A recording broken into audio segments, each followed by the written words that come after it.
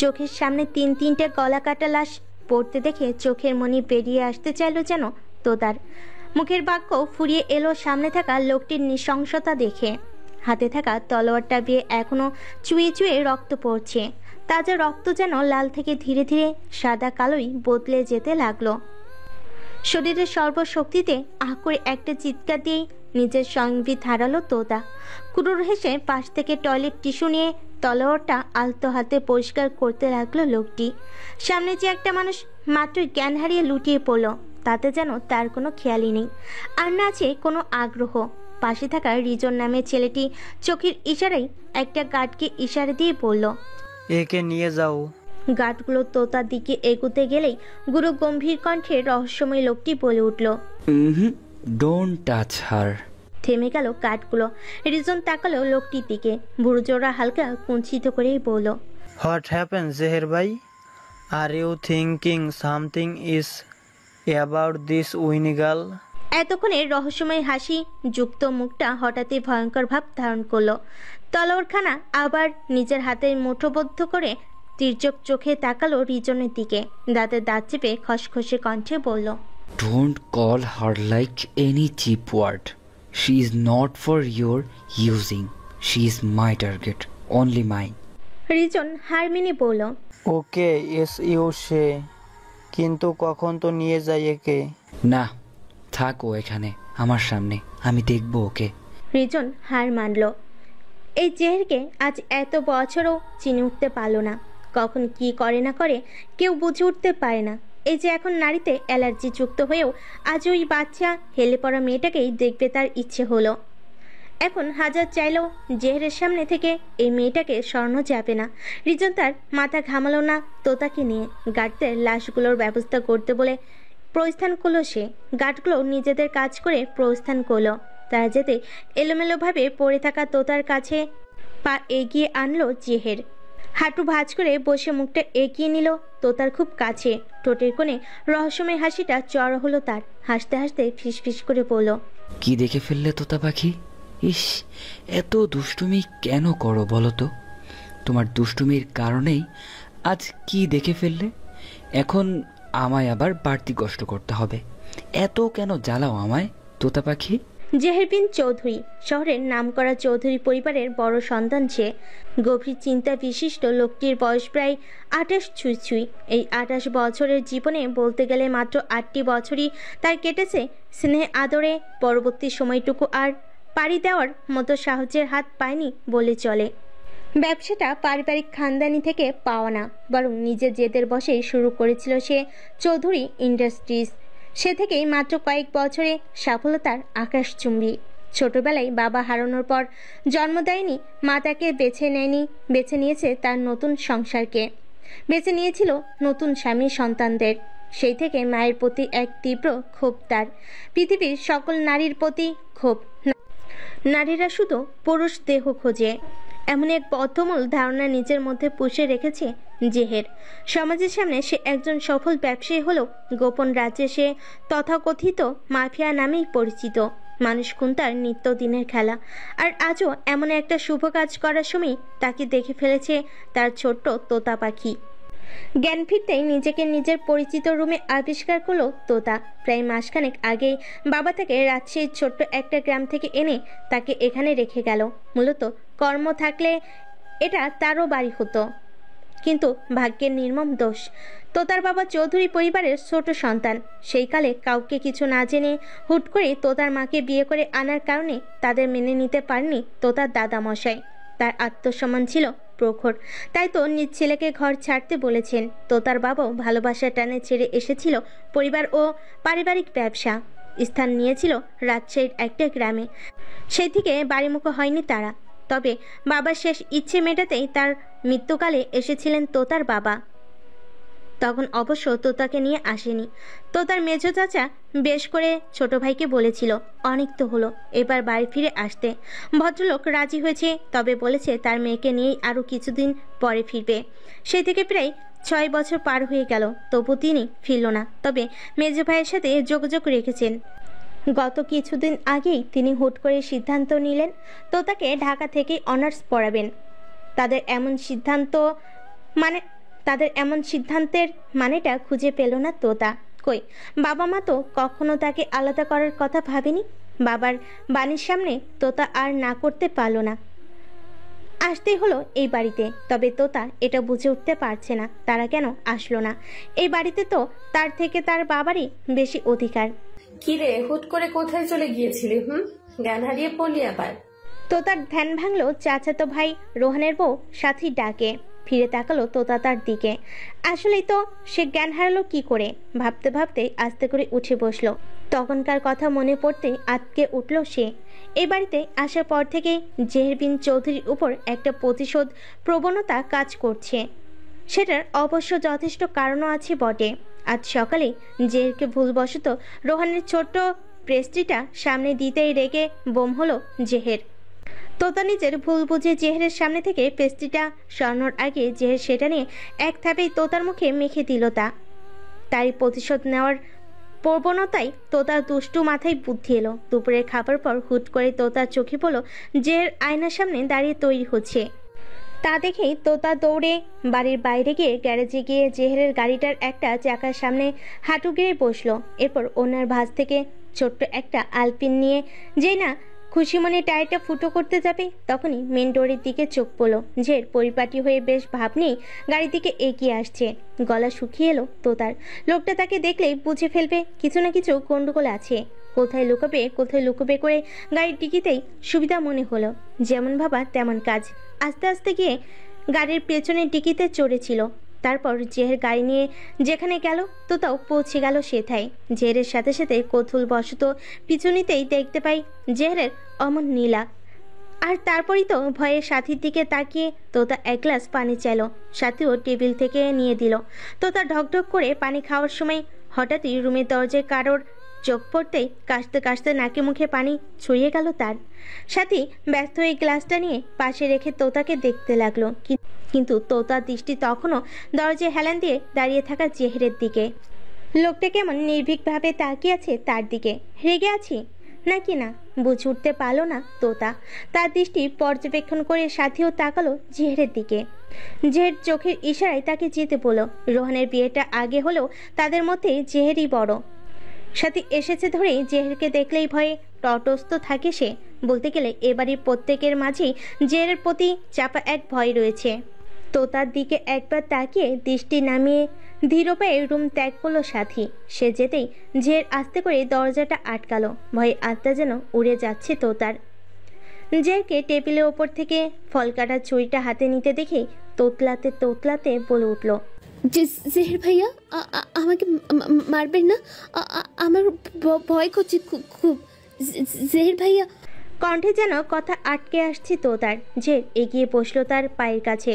ধীরে ধীরে পাতলা ব্ল্যাঙ্কেটের ভেতর নিজের হাতসহ ছুরিটা ঢোকাতেই তোতা তড়িৎ গতিতে পা খিচে নেওয়ার চেষ্টা করলো, কিন্তু পারল না। তার আগে জেহেরের হাতের মুঠোয় তার একটি পা আটকে গেল। কাঁপতে থাকা পাটি চেপে ধরে আছে জেহের। কণ্ঠের তীব্রতা নেই বলেই চলে, তবে বেশ হুঙ্কারবিহীন ভয়ঙ্কর কণ্ঠে শুধালো, ওখানে কি করে পৌঁছালি? তোতা তত্তর করে সব বলে দিল শুরু থেকে শেষ পর্যন্ত। সবটা শেষেই ভয়ে ভয়ে বলল, আমার পা ছাড়ুন না ভাইয়া, ছুরি লেগে যাবে। জেহেরের দৃষ্টি গম্ভীর থেকে গম্ভীর হয়ে উঠল। দাদামা কণ্ঠে বলল, ঠিক করিসনি তুই, একদম ঠিক করিসনি। যা দেখেছিস ভুলে যা। আর যদি কাউকে বলিস তাহলে মনে রাখিস তোর মা বাবাকে আর চোখের দেখা দেখবি না, বলে রাখলাম। তোতা ভয়ে ভয়ে মাথা কাত করলো। যে পা ছেড়ে দিল তোতার। ছাড়তেই তোতা ব্ল্যাঙ্কেটের নিচ থেকে পা বের করে দেখতে লাগলো কোথাও কেটেছে কিনা। না, একটুও ছুরির আঘাত নেই। যে পেরিয়ে যেতে লাগলো। হঠাৎ আবার পেছন ফিরে তাকালো তোতার দিকে, বলল, আমার পেছনে লাগতে আসিস না, একদম জ্বলে পুড়ে ফস্য হয়ে যাবি তুই। ভার্সিটির যাওয়া আসা প্রথম দিকে রোহানের সাথে হলো। দুদিন যেতেই তোতার এক ফ্রেন্ড হয়ে গেল একদিনেরই। এদিকেই নাম তানহার সাথে যাওয়া আসার সুবিধা হয় তোতার নিজের রোহানকে বলেছিল আর কষ্ট করে তাকে দিয়ে আসা লাগবে না, তানহার সাথেই যাওয়া আসা করবে। রেডি হয়ে তাড়াহুড়ো করে বেরোতে নিলেই পেছন থেকে শক্ত কণ্ঠ ভেসে এলো মেথো চাচির। তোতাকে দাঁড়াতে বলে সে সটান দাঁড়িয়ে গেল। তোকে গতকাল সন্ধ্যায় বলেছিলাম ভোরে উঠে রান্নাটা করে রাখার জন্য, করলি না কেন? তোতা টেনে টেনে পড়ল। রান্না? কিন্তু আমি তো রান্না পারি না। বুড়োজোড়া বিরক্তিতে কুচকে এলো চাচির, বলো থাকতি তো পাড়া গায়ে, রান্না পারিস না এটাও বিশ্বাস করতে বলছিস? তোতা ঠোঁট উল্টে পড়ল। রুহি আপু রান্না পারে চাচি? মানে কি? রুহিকে কেন টানছিস তুই? আর ও কেন রান্না করতে যাবে? আমি আমার মেয়েকে কখনো রান্নাঘরে যেতেও দেই না। তোতার মুখে ফুটে উঠল বিশ্বজয়ের হাসি, বলো এক্স্যাক্টলি চাচি, তুমি তোমার মেয়েকে রান্নাঘরে যেতে দাও না, তাহলে ভাবছো কি করে আমার আম্মু আমাকে রান্না শিখিয়েছে? তোতা নামের সাথে বেশ মিল আছে তার। তোতা পাখির মতোই মুখের উপর পকপক করে কথা বলে দেয়। গ্রামে হয়েছে তো কি, বুলিটা বেশ আউড়িয়েছে। ভাবতে ভাবতেই সাথী তার দিকে তাকিয়ে মুখ টিপে হাসলো। বেশ হয়েছে, এই মহিলাকে অন্তত কিছু তো বলা উচিত। ততক্ষণে তোতা চাচি অর্থাৎ সাজেদা তেতে উঠে বলল, তুই আমার সাথে তোর ওই 2 টাকার মায়ের তুলনা করছিস? অশিক্ষিতর বাচ্চা। তোতা রাখলো না, বরং দুহাত কোমরে গুজে দিয়ে চোখ ছোট ছোট করেই বলল, 2 টাকার বলতে কি বোঝাচ্ছ তুমি? আর আমি কোনো অশিক্ষিতের বাচ্চা নই। আমার বাবা যথেষ্ট শিক্ষিত, আর আমার মাও হায়ার এডুকেটেড, আর আমার নানা বাড়িতে অঢেল সম্পদ। যদিও যোগাযোগ নেই, তাও আছি তো। শুনলাম তোমার পরিবার না অসচ্ছল ছিল? এই মেয়ে, বেশি কথা বলছিস তুই কিন্তু।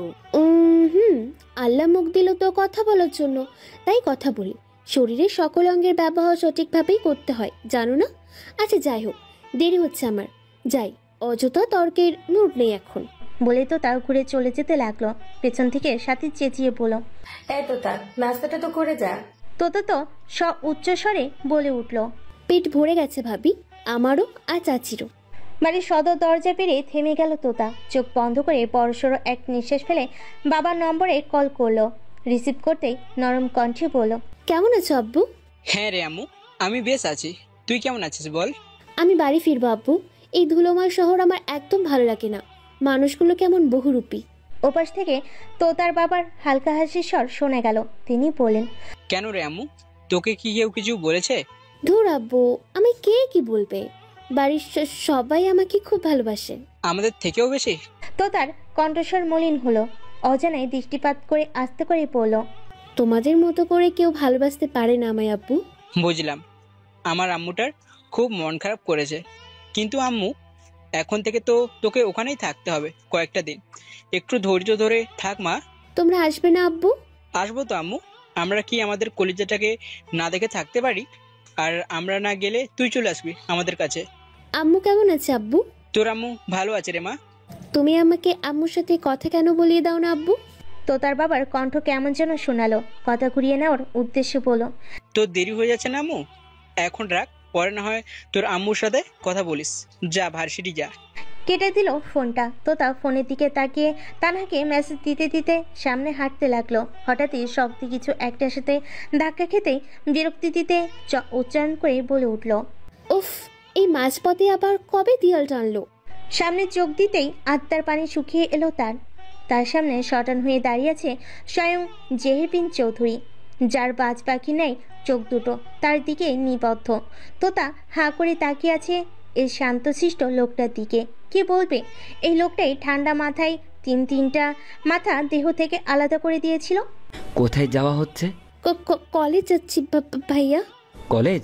তোতা প্রথমে উপর নিচ মাথা ঝাঁকালো, তৎক্ষণাৎ আবার ডানে বামে নাড়িয়ে পড়ল। না না, সরি, আমি এখন ভার্সিটিতে পড়ি, ভুলেই গেছিলাম। উল্টোপাল্টা কিছু যদি শুনতে পাই? তোতা দ্রুত দুপাশে মাথা নাড়িয়ে পড়ল। শুনবেন না, তার আগেই আপনার কান পচে যাবে। যে নাক কুচকে বলতে নিল। হোয়াট? তার আগেই তোতা ছুটে গেল বাড়ির মেন গেটের দিকে। যেতে যেতেই উচ্চস্বরে হেসে বলল, আমার নামে কেউ কিছু জানলে আপনারটাও সবাই জানবে, সো বি কেয়ারফুল। আমি আপনার থেকেও ভয়ঙ্কর। আর কে পায় তোতাকে? বাইরে গিয়ে ছুটল সে। আপন মনে ঠোঁটের কোণে হাসি ফুটে উঠল জেহেরের। পকেট থেকে ফোন বের করে রিজনকে কল করে বলল, তোতা পাখি বাইরে গিয়েছে, দূর থেকে ওর খেয়াল রাখবি, এক মুহূর্তের জন্য চোখ আড়াল করবি না। কল রেখে আবারও হেসে উঠল জেহের। মনে মনে বলে উঠল, সত্যিই তুমি ভয়ঙ্কর, আমার থেকেও বেশি। তাই তো এই আমাকেও কাবু করে ফেললে তুমি তোতা পাখি। বেসিনের আয়নার সামনে দাঁড়িয়ে নিজের মুখের দিকে তাকাতেই একপাশের চাপদারির উপর টকটকে তাজা রক্ত দেখতে পেল জেহের। বিরক্ত হয়ে হাতটা ভালো করে ধুয়ে নিয়ে গালের রক্তটুকু ধুয়ে নিল। পেছন থেকে রিজন জিজ্ঞেস করলো, ভাই এর পরিবারের কথা জানিয়ে দে, হাই রোডে গাড়ি অ্যাক্সিডেন্ট করে মারা গিয়েছে। লাশ দেখতে চাইলে বলবি তা পাওয়া যায়নি, আর 2 কোটি টাকা দিবি যে কোনো একটা সিএনজিওয়ালার নাম করে। ব্যাস, চুকে গেল। রিজন তাকালো পেছনে পড়ে থাকা ক্ষত বিক্ষত লাশটার দিকে। একটু আগে লোকটা বড় বড় বুলি ছুটছিল, এখন সব শান্ত। অবশ্য লোকটার জন্য মায়া হচ্ছে না কারোরই, কারণটা তার কর্ম। নারী পাচারকারী গ্যাংয়ের সাথে দীর্ঘদিন ধরে জড়িত। যদিও এখনো আসল কালপ্রিটকে ঠিক চেনা যায়নি, কিন্তু এই পাতি লোকটার কথা আরো আগে কানে এসেছিল জেহেরের। একবার সতর্কও করেছিল, তবে সেটা গায়ে মাখিনি লোকটা। তাই তো আজ এই অবস্থা। ওশান নামের আরেকটা লোক এসে দাঁড়ালো জেহেরের সামনে, বলল, ভাই তোমার ইনভিটেশন কার্ড এসেছে। জেহের টিস্যু দিয়ে হাত মুখ মুছতে মুছতে জিজ্ঞেস করলো, কিসের ইনভিটেশন? এসডি সেন্ট ইউনিভার্সিটি থেকে নবীন সাংস্কৃতিক অনুষ্ঠানে তোমাকে চিফ গেস্ট হিসেবে চাইছে। জেহের সাথে সাথেই বলল, না, সময় নেই, মানা করে দে। ওশান মাথা কাত করে বলল, ওকে। জেহের হঠাৎ কিছু একটা মাথায় আসতে জিজ্ঞেস করলো, ওয়েট, কি নাম বললি? SD Saint university. জেহের ভাবলো কিছু একটা, একটু পরেই বলল, অনুষ্ঠান কবে? আগামীকাল। ঠিক আছে, বলে দিস, আমি যাব। নিজের সমস্ত কাজ শেষ করে সন্ধ্যার পর বাড়ি ফিরল জেহের। দোতলার একদম কোণার ঘরটা তার জন্য বরাদ্দ করা। নিজের রুমের সামনে আসতেই কিছু একটা শব্দ পেল সে। একটুখানি দাঁড়িয়ে চোখ ঘুরিয়ে চারিদিক পর্যবেক্ষণ করে নিল সে। এরপর আস্তে ধীরে রুমে ঢুকে দরজাটা লক করে দিল ভেতর থেকে। নীরবে হাতের ঘড়ি খুলে রাখলো। গায়ের শার্টটা খুলে বিছানার কোণে রেখে দিয়ে টাওয়াল আর একটা টাউচা নিয়ে ওয়াশরুমের দিকে যেতে নিয়ে আবার থেমে গেল। কিছু একটা ভেবে ক্যাবিনেট থেকে একটা স্টিলের তালা নিয়ে ভেতর থেকে দরজায় মেরে দিল। চাবিটা হাতে নিয়ে ওয়াশরুমে ঢুকে গেল। ওয়াশরুমে দরজা বন্ধ হওয়ার শব্দ পেয়ে টেবিলের নিচ থেকে মাথাটা হালকা বের করে উকি দিল তোতা। না, লোকটা নেই। দ্রুত টেবিলের নিচ থেকে বের হয়ে দরজার কাছে ছুটে গেল। কিছুক্ষণ টানাটানি করার পর চোখে পড়ল তালাটি। মুখটা কাদো কাদো হয়ে এলো তার। এখন কি করবে? বের হবে কি করে? কি একটা লোক, শয়তানটা ভেতর থেকেই তালা মেরে দিল।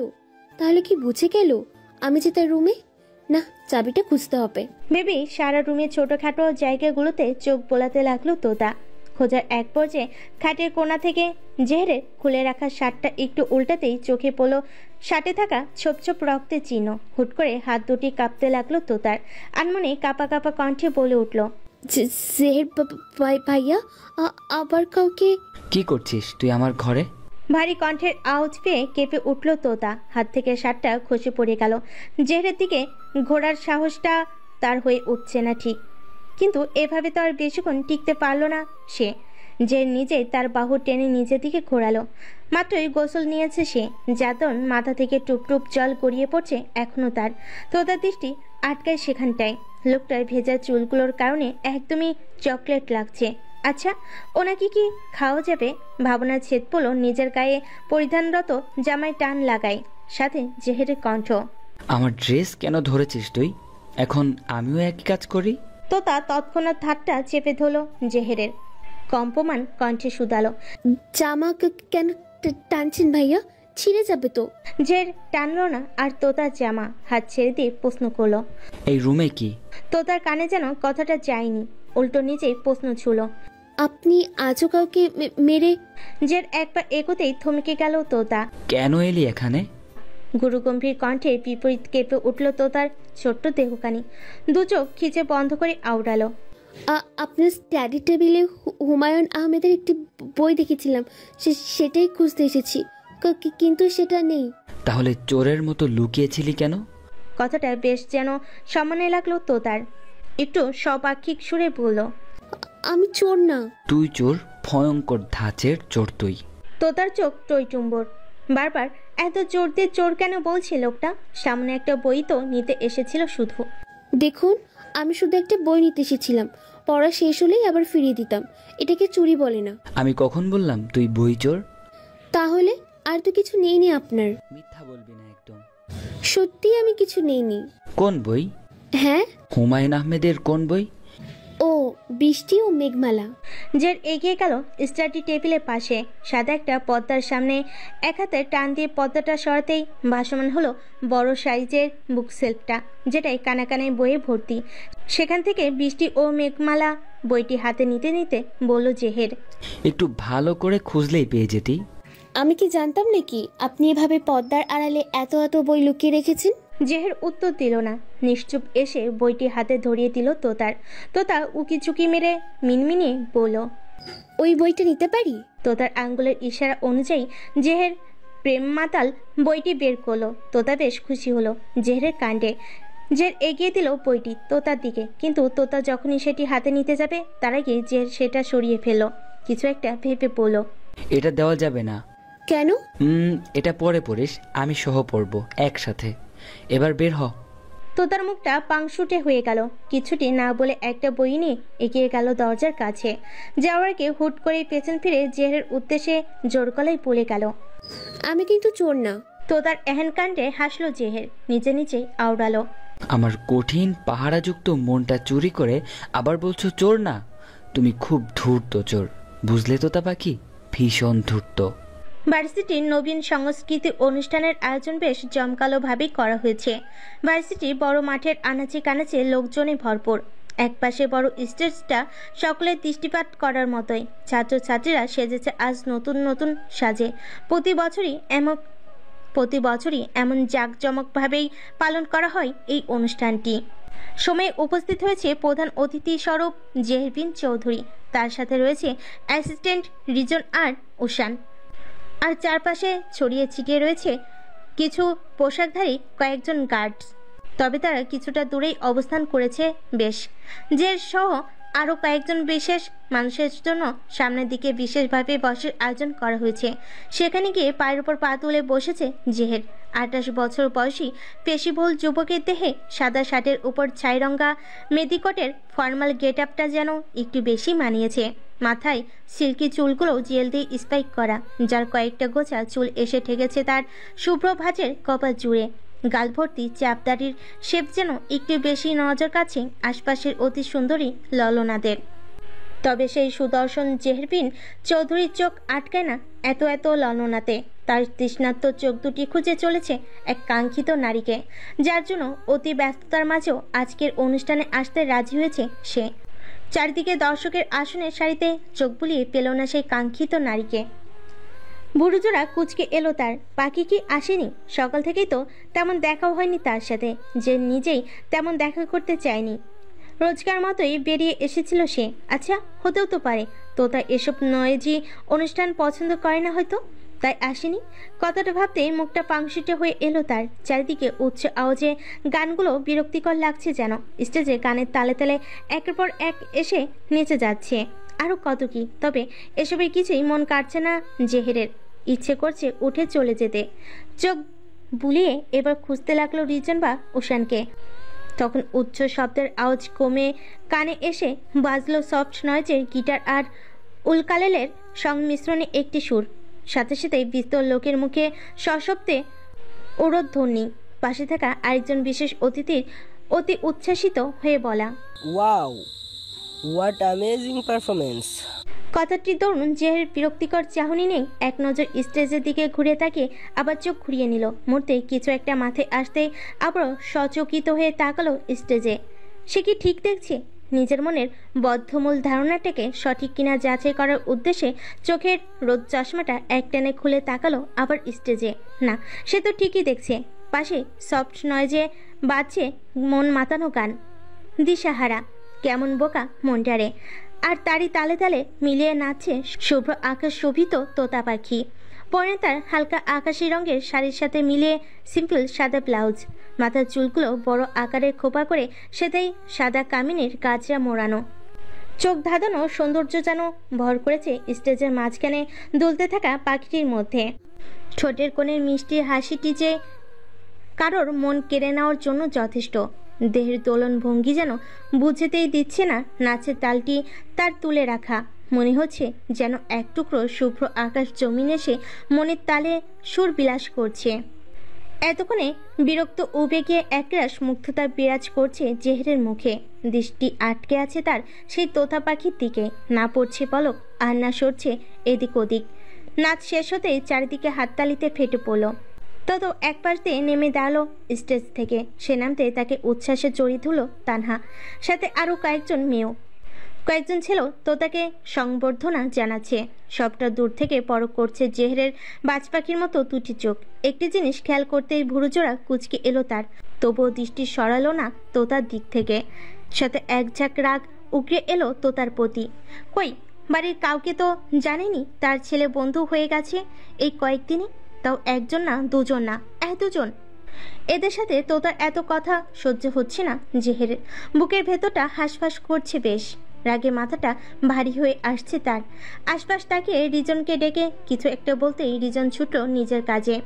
এদিকে স্টেজের পাশে দাঁড়িয়ে খুশি মনে সবার পারফরমেন্স দেখছে তোতা। হঠাৎ করেই পরিচিত একটি মেয়ে এসে বলল। তোতা আশপাশ ঘুরে দেখলো না তানহা মেয়েটা এখনো আসেনি। সেই কতক্ষণ আগে সে তার ভালোবাসার মানুষের সাথে একটু ঘুরে আসছি বলে যে গেল, এখনো এলো না। এখন আবার তোতাকেই বা কেন ডাকছে কে জানে। তোতা ভিড় ঠেলে বেরিয়ে এলো। জানে তানহা কোথায় থাকতে পারে, তাই তো খোঁজাখুঁজি না করে এগিয়ে গেল চারুকলা ভবনটির দিকে। তিনতলায় উঠে এদিক ওদিক তাকিয়ে আস্তে করে একবার ডাকলো তানহাকে, কিন্তু কোনো সার শব্দ পাওয়া গেল না তার। আস্তে আস্তে এগিয়ে গিয়ে একটা রুমের দিকে চোখ যেতে হা হয়ে গেল তোতার মুখ। চোখ দুটো রসগোল্লার চেয়েও যেন বড় হয়ে এলো। সামনে ভাসছে তানহা আর তার প্রেমিক শাওনের মুখ, যারা এই মুহূর্তে একে অপরকে গভীরভাবে চুম্বনে লিপ্ত। মুখের উপর নিজের বাহাতটা যেন আপনা আপনি চলে এলো তোতার। কি দেখছে সে? হঠাৎ কল্পনার বাইরে গিয়ে কেউ একজন তাকে হ্যাসকা টান দিয়ে সামনের একটা নিরিবিলি রুমে নিয়ে গেল। অন্ধকার রুমে দেওয়ালের সাথে চেপে ধরল তোতাকে। তোতা এবার ভয়ে চেঁচিয়ে বলল, কে? সাথে সাথে একটা পুরুষালী ঠান্ডা হাত এসে ছুঁয়ে দিল তোতার উন্মুক্ত কোমরে। কেঁপে উঠল তোতা। ভয়ে তোতা আরো কিছু বলতে যাবে তার আগে ওয়াইনি ভয়েসে জেহের বলে উঠল, লুকিয়ে লুকিয়ে বান্ধবীর রোমান্স দেখতে লজ্জা করে না তোর? ভয় তো কিছুটা যেন কমলো তোতার। প্রশান্তির স্বরে বলল, জেহের ভাইয়া আপনি? ভয় পেয়ে গেছিলাম। আবার জেহের সেই মাতাল করা স্বরে বলে উঠল, এখন ভয় লাগছে না? এখন কেন ভয় লাগবে? এটা তো আপনি। জেহের আস্তে করে নিজের হাতটা দিয়ে স্লাইড করলো তোতার কোমরে, বলল, এখনো লাগছে না? কেঁপে উঠল তোতা। এবার যেন সত্যি ভয় লাগছে তার। জেহের ভাই এসব কি করছে? ভাইয়া কি করছেন আপনি? ছাড়ুন। কেন ছাড়বো? তুই নিজেই তো কোমর উন্মুক্ত করে রেখেছিস, যেন ছেলেরা এসে প্রজাপতির মতো ছুঁয়ে দেয় তোর এই দুধ ফর্সা কোমর। রাগ লাগছে তোতার, বিরক্তি নিয়ে বলল, কিসব বলছেন আপনি? ছি। ভুল বললাম? তাহলে শাড়ি কেন নেই তোর এইখানটায়? খুব তো নেচে সকলের দৃষ্টি আকর্ষণ করলি, সেই সাথে যে সবার লোলুপ দৃষ্টিটা তোর এই কোমরেও পড়েছে, সেটা খুব এনজয় করেছিস তাই না? তো তার চোখ নামিয়ে তাকালো নিচের দিকে। সত্যি অনেকটা সরে আছে শাড়িটা। ভাঁজ পিন আপ করে পেঁচিয়ে কোমরে গুজেছিল নাচের সময় তার দৌড়নি। কথা নেই কেন বল? এত কামনা তোর ছেলে সঙ্গের? তাহলে বল, এক্ষুনি তোর ইচ্ছে পূরণ করে দিচ্ছি। বলতে বলতে তোতাকে হ্যাঁচকে টানে নিজের সাথে আরেকটু পেঁচিয়ে ধরল জেহের। তোতা ছোটার চেষ্টা করছে বারংবার, কিন্তু জেহেরের পেশিবহুল দেহের সাথে ঠিক পেরে উঠছে না। জের অপেক্ষা করলো না তোতার উত্তরের। কোমরে থাকা হাতটি আস্তে করে এনে ছুঁয়ে দিল তোতার গুজে রাখা শাড়ির আঁচলে। সেখানটায় খামচে ধরতেই ছলাৎ করে উঠল তোতার কলিজাটা। ভয়ে গলা শুকিয়ে আসছে তার। কি করতে চাইছে লোকটা? চোখ দুটো ছলছল করে উঠল। কোনো মতে জেরকে বাধা দেওয়ার চেষ্টা করে বলল, কি করছেন ভাইয়া? আমার ভুল হয়ে গেছে, আর করব না। প্লিজ আপনি এরকম করবেন না। সাথে সাথে জেহেরের অগ্নিদৃষ্টি নিক্ষিপ্ত হলো তোতার পানে। জমে গেল তোতা। হাত পা অনবরত কাঁপছে তার। তবু যেন জেহেরের ভয়ে ভেতর থেকে একটা শব্দ বের হতে পারছে না। জেহেরের হাতটা যখন তোতার বাম কাঁধের ব্লাউজ থেকে শাড়ির পিনটা খুলতে ব্যস্ত, তোতার চোখ থেকে তখন নোনা অশ্রুকণা গড়িয়ে পড়তে ব্যস্ত। সহ্য করতে না পেরে হুট করে ফুপিয়ে কেঁদে উঠল তোতা। আদৌ তাতে কি কিছু যায় আসে জেহের? যে নিজের মতোই শাড়ির পিন আপটা খুলে আঁচল ছেড়ে আবার পিন আপ করে দিল তোতার কাঁধের কাছটায়। তোতার অশ্রুসিক্ত নয়নের দিকে তাকিয়ে হুট করে ঠোঁটের কোণে গোপনে এক চিলতে হাসি খেলে গেল তার। আলতো করে তোতা পাখির ছোট্ট দেহটাকে নিজের বুকে আগলে নিল সযত্নে, কানের কাছে ফিসফিসিয়ে বলল, ডোন্ট আফ্রেড বেব, কুল, আমি কিছু করছি না। কথাটা মন্ত্রের মতো কাজ করলো তোতার কাছে। অবাক হয়ে ভেজা চোখের পাপড়ি নিয়েই তাকালো জেহরের উজ্জ্বলতর নেশাযুক্ত মুখের পানি। জের আলতো করে দুহাতের আঁচলে পুড়ে নিল তোতার গোলগাল মুখখানি, বৃদ্ধা আঙ্গুল দিয়ে মুছিয়ে দিল দুই নয়নের অশ্রু। চোখ দুটি হালকা ছোট ছোট করে জিজ্ঞেস করলো, ব্লাউজের গলা এত বড় করে কাটা কেন? তোতা চোখ নামালো, নাক টেনে বলল, এটা সাথী ভাবির শাড়ি, ব্লাউজও তাই একটু লুজ। আমি তো আর আসার সময় শাড়ি নিয়ে আসিনি। জের ছোট্ট একটা নিঃশ্বাস ফেলে পড়ল, তো শাড়ি লাগলে বলতেই তো পারতে আমায় না হোক অন্যদের বলতে। সময় তো তেমন ছিল না, আর নাচের সাথে ভাবির শাড়িটাও বেশ মিলেই গিয়েছিল, তাই ভাবি বলেছিল এটা পরতে। তোতা পাখি যে নাচতেও পারে তা তো জানা ছিল না। কৃতিত্ব হরণ করার জন্যই বুঝি নাচলে আজ। কিন্তু সবাই যে তাকিয়ে তাকিয়ে দেখছিল, তাতে তো কারোর বুক পড়েছে। ব্যক্তিগত জিনিস সবাই কেন দেখবে? জের আলতো কোমল কণ্ঠের কথাগুলো নিতান্তই স্বাভাবিক লাগছে না তোতার কাছে। সচকিত দৃষ্টিতে তাকালো সে জেহেরের দিকে, তবে জেহের তার দৃষ্টিখানা পরোয়া না করে আবার একটু কঠোর কণ্ঠে শুধালো, স্টেজের পাশে ছেলেগুলোর সাথে এত কথা কিসের তোর? ওরা সবাই মিউজিক ব্যান্ডের পার্টনার, আমাদেরই ব্যাচ, তবে ডিপার্টমেন্ট ভিন্ন সবার। জেরের দৃষ্টি বোলালো তোতার মুখখানিতে। বেশ কিছুক্ষণ পর বলল, ঠিক আছে, এবার বাড়ি চল। বলেই তোতার হাত ধরে পেছনে ঘুরতে নিলে তোতা বাধা দিয়ে বলল, না। জের পিছনে ঘুরে জিজ্ঞাসু দৃষ্টিতে তাকাতেই তোতা বিড়বিড় করে বলল, আমার ওই মিউজিক ব্যান্ডের সাথে একটু পর পারফরমেন্স আছে গানের। জের ভুরু কুটকি করে জিজ্ঞেস করলো, গানটাও গাইবি? জেরের দৃষ্টি পর্যবেক্ষণ করে তোতা এতটুকুই আবিষ্কার করলো যে জের নিশ্চিত চাইবে এখন বাড়ি যেতে। আর যদি তোতা রাজি না হয় তাহলে সেদিনের লোকগুলোর মতো শরীর থেকে মাথাটা না ভেবেই দ্রুত বলে উঠল, আপনি না চাইলেই গাইবো না, বাড়ি যাব। তোতার ভয়তো দৃষ্টি দেখে ফিক করে হেসে দিল জেহের। হাত বাড়িয়ে তোতার চুলের খোপাটা খুলতে খুলতে বলল, ঠিক আছে, তোর পারফরমেন্স শেষ হলেই আমার কাছে চলে আসবি, ফ্রন্ট স্টেজের কাছে, দেন ফিরবো। তোতা একটু উচ্ছ্বাস নিয়ে জিজ্ঞেস করলো, আপনি আমার সাথে করে নিয়ে যাবেন?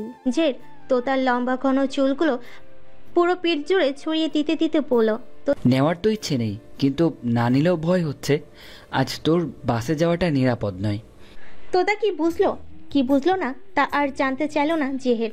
তোতার এক হাত ধরে বেরিয়ে এলো অন্ধকার রুম থেকে। হাঁটতে হাঁটতে চোখে পড়ে নিল রোদ চশমাটি।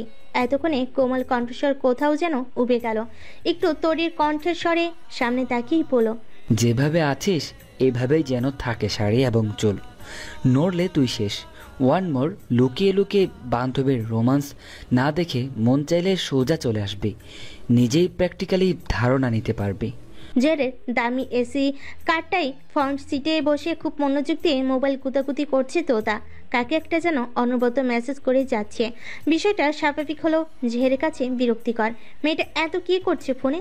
বিরক্তির চরম সীমে পৌঁছে হুট করে গাড়িতে ব্রেক কষল জেহের। তাতেই হুমড়ি খেয়ে হাত থেকে তোতার ফোনটা পড়ে গেল। অবাকে চরম সীমায় পৌঁছে গেছে তোতা। হা করে তাকালো জেহেরের দিকে। পরক্ষণে ফোনের কথা মাথায় আসতে নিচ থেকে ফোনটা তুলে চেক করতে লাগলো। না বাবা, ভাঙেনি। এবার ভুরু কুচকে জেহেরের দিকে তাকিয়ে জিজ্ঞেস করলো, কি হলো? খালি রাস্তায় এভাবে গাড়ি কেন ব্রেক করলেন? জেহেরের দৃষ্টি সামনে নিবদ্ধ, ভাবলেশীন কণ্ঠে বলল, কটা বাজে? তোতা সময় দেখে বোকার মতো করেই বলল, 6:44। শুনেই জের ইজি মেশানো গাড়ির সিটে হেলান দিয়ে চোখ বুজে বলল, ডোন্ট ডিস্টার্ব মি, আমি ঘুমাবো। হা হয়ে গেল তোতা। বলে কি এই লোক পাগল নাকি? মাঝ রাস্তায় হুট করে গাড়ি থামিয়ে এই ভর সন্ধ্যায় বলে ঘুমাবে। আরে আর 20 মিনিট পরই তো বাড়িতে গিয়ে ঘুমাতে পারবে। ভেবে তোতা যেন কিছু বলার জন্য মুখ খুলতে যাবে, তখনই জের আগের অবস্থা থেকে গাড়ির ড্যাশবক্স থেকে পিস্তলটা বের করে উপরে রাখলো। ব্যাস, এতে সপ্তম ফুস হয়ে গেল তোতার। চুপটি করে শুধু তাকিয়ে দেখলো নীরব জেহেরকে। আর মনে মনে কত শত গালি যে দিল তা গণনার বাইরে। ক্লান্ততাই সত্যি জেহেরের চোখ দুটি লেগে এসেছিল। যখন ঘুম ভাঙলো, উঠে বসে নিজের পাশে খুঁজে পেল না তোতাকে। বুকটা মিনিট খানেকের জন্য কেমন যেন লাফিয়ে উঠল তার। কোথায় গেল তোতা পাখি?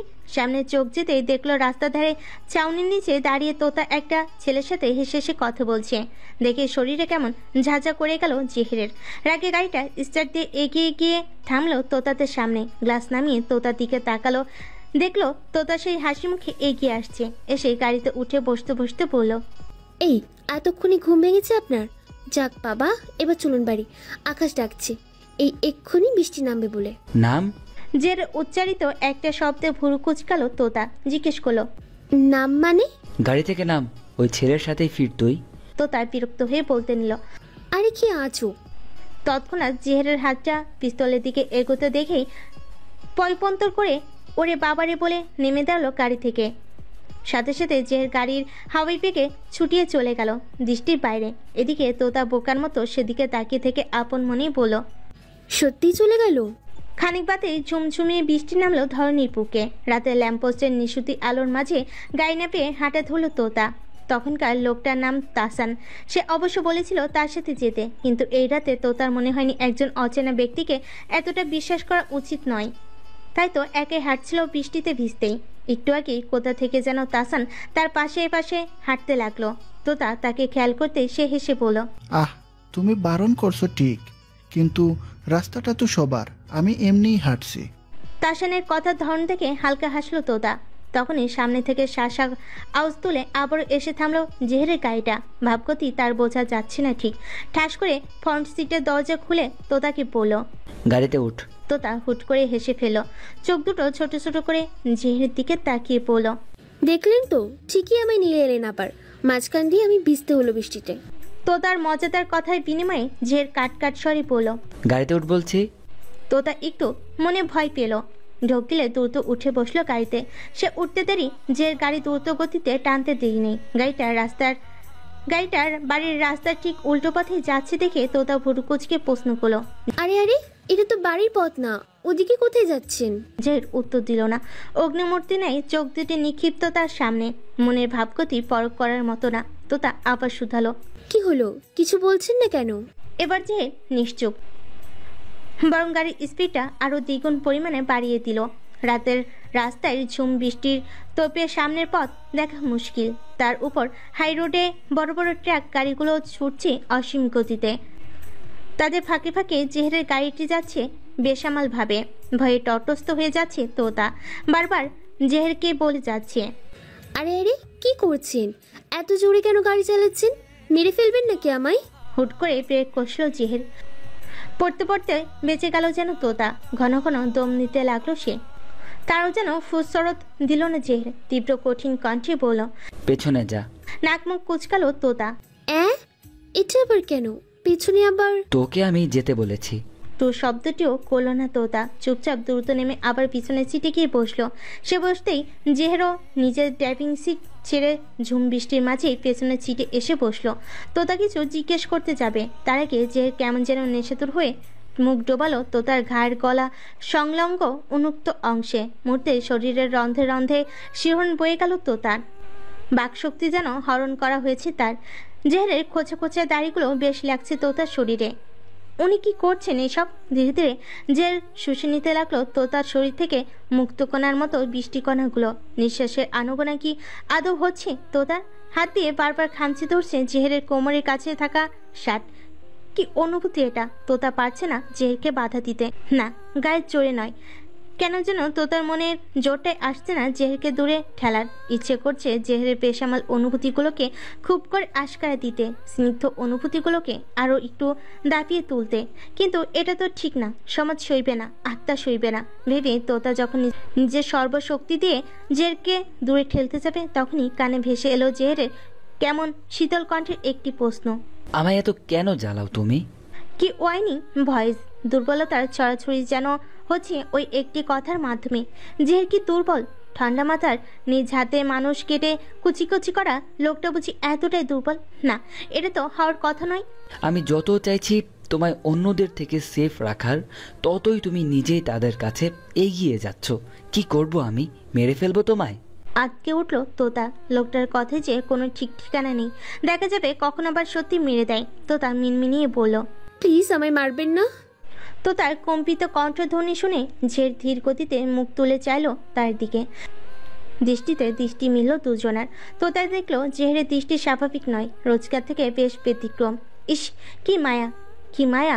এই মায়াযুক্ত চেহারাটা যদি বাইরের দুনিয়া একটিবার দেখত, কেউ বিশ্বাস করত এই লোকটা কতটা হিংস্র, কতটা নির্দয়। যে গাড়িতে থাকা টিস্যু বক্স থেকে অনেকগুলো টিস্যু একসাথে নিয়ে নিজের তোতার চুলগুলো মুছে দিতে দিতে বলল, ছেলেটার সাথে এত কথা কিসের? কি করব আমি? একা একা গাড়িতে বসে থাকতে ভালো লাগছিল না, তাই বাইরে একটু হাঁটছিলাম। তখন এই ছেলেটার সাথে দেখা, এমনি টুকটাক কথা জিজ্ঞেস করছিল, আর কিছুই না। চিনিস ওকে? না। ফার্দার আর যদি কখনো এমন অচেনা লোকের সাথে কথা বলেছিস তাহলে গলা টিপে মেরে ফেলবে একদম। তোতা গোল গোল চোখ করে তাকিয়ে রইল, কিছুটি বলল না। যে ভিজে যাওয়া টিস্যুগুলো ফেলে দিয়ে আরো কয়েকটা টিস্যু নিয়ে এবার তোতার মুখ হাত গলা মুছে দিতে দিতে বলল, নিজেকে সামনে রাখতে পারিস না কেন তুই? তোতা ভুরু কুচকালো। আবার কি করলো সে? তার দৃষ্টি দেখে যে কিয়ৎক্ষণ চুপ করে রইল। এরপর হঠাৎই তোতার মুখ থেকে দৃষ্টি একটু নিচের দিকে নামিয়ে বলল, এটা কি? জেহেরের দৃষ্টি অনুসরণ করে তোতা এবার নিজের দিকে তাকালো। বুঝতে পেরে চোখ দুটো বড় বড় হয়ে গেল তার। এবার নিজের দিকে তো একবার জেহেরের দিকে তাকালো। দ্রুতই ভেজা শাড়িটার আঁচল টেনে নিজেকে আবৃত করার চেষ্টা করলো। ইস, কি বিচ্ছিভাবে ভিজে স্পষ্ট হয়ে আছে গলার হাতের কিছু অংশ। দৃষ্টি নামিয়ে এদিক ওদিক তাকালো। ইস, কি লজ্জা! জেহেরের দৃষ্টিতে দৃষ্টি মেলানো দায়। এখন এত লজ্জা? এতক্ষণ যে ওই ছেলেটা দেখছিল। জেহেরের তির্যক কথায় মুখ তুলে চাইল তোতা। কি বলবে এখন সে? বলি যে ফুরিয়ে গেছে তার। নিজেকে কবে সামলাতে শিখবি বল? এভাবে চলে তো আমার আমানত আমার আগেই অন্যের হয়ে যাবে। কি? কিছু না। শীত করছে? একটু। জড়িয়ে ধরবো? না। ছি। ছি কেন? একটু আগে তো তুই নিজেও। আমি কিছু করিনি। আমি করেছি কিছু। তোতা আর কিছু বলতে পারলো না জেহেরের কথার বিপরীতে। কি বলবে এখন সে? যাই বলবে এই লোকটা ঠিক উল্টাপাল্টা কিছু একটা বলে বসবে, তাই চুপ থাকায় শ্রেয়। বাড়ি যাবি? তোতা উপনিস মাথা ঝাঁকালো। তো আজ না গেলে হয় না? তার চোখ তুলে চাইল। কি মোলায়েম আহ্বদার! কিন্তু তোতার কি সে সাথে আছে তার কথায় হ্যাঁ বলার? তা তো বেজে অনুচিত। তাই আস্তে করে দুপাশে মাথা নাড়ল। তা দেখে জেহের একটা বড় শ্বাস পেল। হুট করে জেহের তোতার কোলে মাথা রেখে শুয়ে পড়ল। বলল, বৃষ্টি থামুক, তারপর ড্রাইভ করব। আরে আপনি ভিজে যাবেন তো। বৃষ্টি হওয়ার খুব দরকার। বৃষ্টি তো হচ্ছে। অন্তরের বৃষ্টি। বহমান সময় যেন তড়িৎ গতিতেই চলে। এই যে হুট করে কেমন শব্দ দুয়েক কেটে গেল সেদিনের পর। এর মাঝে আরও দুবার নানাভাবে তোতা বুঝতে পেরেছে জেহের আরও মানুষ কেটেছে। তবুও তোতার কিছুই করার নেই। সে একবার চেয়েছে পুলিশের কাছে সব বলে দিতে। লুকিয়ে লুকিয়ে থানায় গিয়ে সেদিন যখন জেহেরের বিরুদ্ধে সাহসকের খুনের মামলা দিয়েছিল, তখন থানার ওসি তার দিকে কি অদ্ভুতভাবে তাকিয়েছিল। জেহের বিন চৌধুরী নামটা শোনা মাত্রই লেডি কনস্টেবল ডেকে জোর করে তোতাকেই গড়াদের পেছনে নিয়ে এলো। কি যে চিৎকার করছিল তোতা, কিন্তু কোনো লাভই হলো না। এর ঘণ্টাখানেক পর যখন জেহের নিচে এলো, তখন ওসি নিচে এসে লকআপ খুলে দিল তোতার। এরপর আবার মাথা নামিয়ে তোতাকেই বলল, সরি ম্যাম। সেদিনের ঘটনা আজও বুঝতে পারেনি তোতা। সেদিন সে দেখেছিল জেহেরের আরেকটা রূপ। কি বিভৎস ছিল। হুট করে হেসেছিল, আবার হুট করেই রেগে গেল। সেদিন জেহেরি ইচ্ছে করে তোতাকে নিয়ে গিয়েছিল তার গুপ্ত পটভূমিতে। প্রায় 3 ঘন্টা সময় লাগিয়ে তোতার সামনে প্রায় 20-এর অধিক লোককে কেটে কুচি করেছে নিজ হাতে। তোতা সেদিন পায়নি শুধু ওই বিভৎস ঘটনার সামনে থেকে দৌড়ে পালিয়ে যেতে, কারণ যে নিজ হাতেই তোতার পা বেঁধে রেখেছিল। সেদিন বারবার তোতার মনে হচ্ছিল এই লোকটার পরে জেহের তাকেও এইভাবে কাটবে, অস্তিত্ব বিলীন করে দেবে ছোট্ট তোতা পাখির। এত কিছু সহ্য করতে না পেরে জ্ঞান হারিয়েছিল তোতা। এরপর থেকে সে জেহেরকে জমের মতো ভয় পায়। মনে আর ইচ্ছে জাগে না কাউকে জেহেরের আসল রূপের কথা জানাতে। সামনে পড়লে যত দ্রুত সম্ভব তোতা প্রস্থান করে জেহেরের সামনে থেকে। ভার্সিটি থেকে ফিরেই ড্রয়িং রুমের সোফায় একটু গা এলিয়ে দিল তোতা। বাইরের ভ্যাবসা গরমে শরীরের সকল অস্থিমজ্জায় ক্লান্ততা এসে নেমেছে। সাথে এসে এক গ্লাস ঠান্ডা লেবুর শরবত এনে দিল তোতার সামনে। হালকা হাসলো তোতা। এই মুহূর্তে এটারই খুব দরকার ছিল। তার গ্লাসটা হাতে নিয়ে এক চুমুক দিতেই সামনে তাকিয়ে দেখলো তার মেজো চাচা এসে বসেছে সোফায়। ঠোঁটে মুচকি হাসি নিয়ে তিনি তোতাকে বলল, ক্লাস শেষ তোতা? চাচু, যা গরম পড়েছে না বাইরে, কি বলবো। রে, তাই তো আমিও আজ চলে এলাম অফিস থেকে, সেখানেও শান্তি নেই। তোতা দম নিয়ে শরবতটা শেষ করে বলল, এখন গরম পড়েছে ঠিকই, রাতে দেখো ঝুমঝুমি বৃষ্টি নামবে, আবহাওয়ার খবর। তোতার চাচাও তাল মেলালো তার কথায়। কথোপকথনের এক পর্যায়ে এসে চাচার ফোনটা বেজে উঠল। ফোন হাতে নিয়ে তিনি বলল, দেখ, তার আব্বু কল করছে। এই কথা শুনে তোতা উৎফুল্ল হয়ে পড়ল। ও, আজ সকালে ফোন দিলাম আব্বুর ফোনে, তুললো না তখন। চাচু, আমিও একটু কথা বলবো। ফোন রিসিভ করে তিনি লাউডে দিয়ে মাত্র বলতে যাবেন, নে আগে তোতার সাথে কথা বল। তার আগে ফোনের ওপাশ থেকে কন্দনরত আওয়াজ ভেসে এলো তোতার বাবার। ভাঙ্গা কণ্ঠে বলেন, ভাইজান, তোতা মায়ের আম্মু আর নেই। ছোট একটা কথা, অথচ তোতার পুরো দুনিয়াটা ঘুরিয়ে দিতে সক্ষম হলো। আম্মু নেই, আম্মু নেই, আম্মু নেই। কথাটা যেন বারবার কানে বাজতে লাগলো তোতার। বিশ্বাস কথাটাকে তুচ্ছ মনে হচ্ছে। টইটুম্বুর চোখে চেয়ে আছে মোবাইল ফোনটার দিকে, হাতে তুলে নেওয়ার সাহস পাচ্ছে না। পাশে আবার যদি সেই একই কথাটা ভেসে আসে। হুট করে চিৎকার করে উঠল তোতা, নিজের সর্বশক্তি দিয়ে চিৎকার করলো, বারবার বলতে লাগলো, আব্বু, তুমি মিথ্যা বলছো। আম্মু কি করে না থাকে? আম্মু তো আমার সাথে অনেক কথা বাকি, কত কত কিছু করা বাকি, সব না করে বলে হলো আম্মু আর নেই। আমি মানি না আমি। তোতাকে সামলাতে সাথী আর রুহিও হিমশিম খেয়ে উঠল। চাচা ভাঙ্গা কণ্ঠে বলল, তো তোর মায়ের কথা আমরা সবাই আগে থেকেই জানতাম তোতা, শুধু তোকেই বলা হয়নি। তোর মায়ের দুটো কিডনি ড্যামেজ হয়ে গিয়েছে, তুই এখন চলে আসার পর হসপিটালে ছিল, আর আজ শেষ নিঃশ্বাস ত্যাগ করলো। তোতা যেন রইসই শোনার অবস্থা নেই, চিৎকারে মাতিয়ে তুলছে পুরো বাড়িখানা। আম্মু হারিয়েছে সে, যার থেকে সে এসেছে তাকেই হারিয়েছে তোতা আজ। কি করে সইবে সে? চাচা নীরবে সয়ে গেলেন তোতার হাহাকার। সয়ে এসে রোহানকে কল দিয়ে বলল, এক্ষুনি রাজশাহীর উদ্দেশ্যে রওনা দিব আমরা। 5.5 ঘন্টার পথ কোনো মতে দ্রুততার সহিত 5 ঘন্টায় অতিক্রম করলো রোহান। সন্ধ্যা ঘনিয়ে এসেছে প্রায়। রাজশাহীর সুন্দর প্রতিবারই নিজের এলাকার মন মাতানো সৌন্দর্য দেখে মুগ্ধ হয় তোতা। যে আসে তাতে এটা ওটা দেখায়, কিন্তু আজ আর তার মুগ্ধ হওয়ার জো নেই। চোখের সামনে আজ শহর গ্রামের সংমিলিত সৌন্দর্য নয়, বরং বারবার করে আম্মুর হাসি মুখটা ভেসে উঠছে। আর যে কিছুর হদিস নেই আজ। শহর ছড়িয়ে ছায়ানটার ঘেরা গ্রামের মধ্যে এসে পরিচিত বাড়িটির সামনে থামলো তোতাদের গাড়ি। গাড়ি থামতে দেরি তোতার বাড়ির ভেতর ছুটে আসতে দেরি হলো না। আশপাশের লোকজনে ভরপুর বাড়িখানা। বাড়ির উঠোনে জটলা পাকিয়ে আছে কত মানুষজন। সে জটলা ডিঙ্গিয়ে ভেতরে প্রবেশ করলো কান্নারত তোতা। তোতাকে এভাবে ছুটে আসতে দেখে বুকের ভেতরটা সেট করে উঠল জেহেরের। সে আরো আগেই এসে সামলেছে এই দিকটা, নিজেকে প্রস্তুত করেছিল তোতা পাখিকে সামলাবে বলে, কিন্তু মেয়েটার একই অবস্থা, এলোমেলো, সবটা এলোমেলো ঠেকছে যেন। জেহের তা কল্পনা করেনি মেয়েটা এতটা ভেঙে পড়েছে। নিজেকে সামলে নিল জেহের। না, তাকে শক্ত থাকতে হবে এবং তোতাকেও নিজের সামলে নিতে হবে, এটা যত দ্রুত হোক না কেন। জটলা ঠেলে যখন তোতা পুরোপুরি সামনে এসে দাঁড়ালো, তখন চোখের সামনে কাফনে মোড়ানো লাশগুলো দেখার সাথে সাথে আকাশে বজ্রপাত হলো হুঙ্কার দিয়ে। তারই সাথে সাথে যেন বৃষ্টিবিহীন তাণ্ডব চলো তোতার মন মস্তিষ্ক জুড়ে। আর কত সইবে সে? এতটা কি করে সইবে? পালো না তো তোতা। মুখ থেকে একটা শব্দ বের হলো না তার। হঠাৎ করেই দুলে উঠল তার পৃথিবী। নিজের ভরার সামলে রাখতে না পেয়ে ঠাস করে লুটিয়ে পড়ল মাটিতে। বহমান নদীর মতো আঁখি দুটিও নিভে এলো প্রদীপ শিখার মতো। মায়ের মৃত দেহটি হসপিটাল থেকে নিয়ে আসার সময় অতিরিক্ত দুশ্চিন্তার কারণে অ্যাম্বুলেন্সে মেজর হার্ট অ্যাটাক হয় তোতার বাবার। অ্যাম্বুলেন্সের ভেতরেই ওই মুহূর্তে আর কেউ উপস্থিত না থাকায় সাথে সাথেই কোনো প্রকার চিকিৎসাও দেওয়া হলো না তাকে। অ্যাম্বুলেন্সটি যখন বাড়িতে এসে থামলো, তখন গ্রামের বাকিদের চোখে পড়ল অ্যাম্বুলেন্সের ভেতর লুটিয়ে পড়ে থাকা তোতার বাবাকে। তড়িঘড়ি করে হসপিটালে নিয়ে গেলেও শেষ রক্ষাটা আর হলো না। তিনিও ঢলে পড়লেন মৃত্যুর কোলে। কথাটা ঠিকই গাড়িতে থাকা অবস্থায় তোতার চাচার কানে গিয়েছিল। বড় ভাইয়ের পর এবার ছোট ভাইটাও তাকে একরাশ দুঃখ দিয়ে বিদায় নিল পৃথিবী থেকে।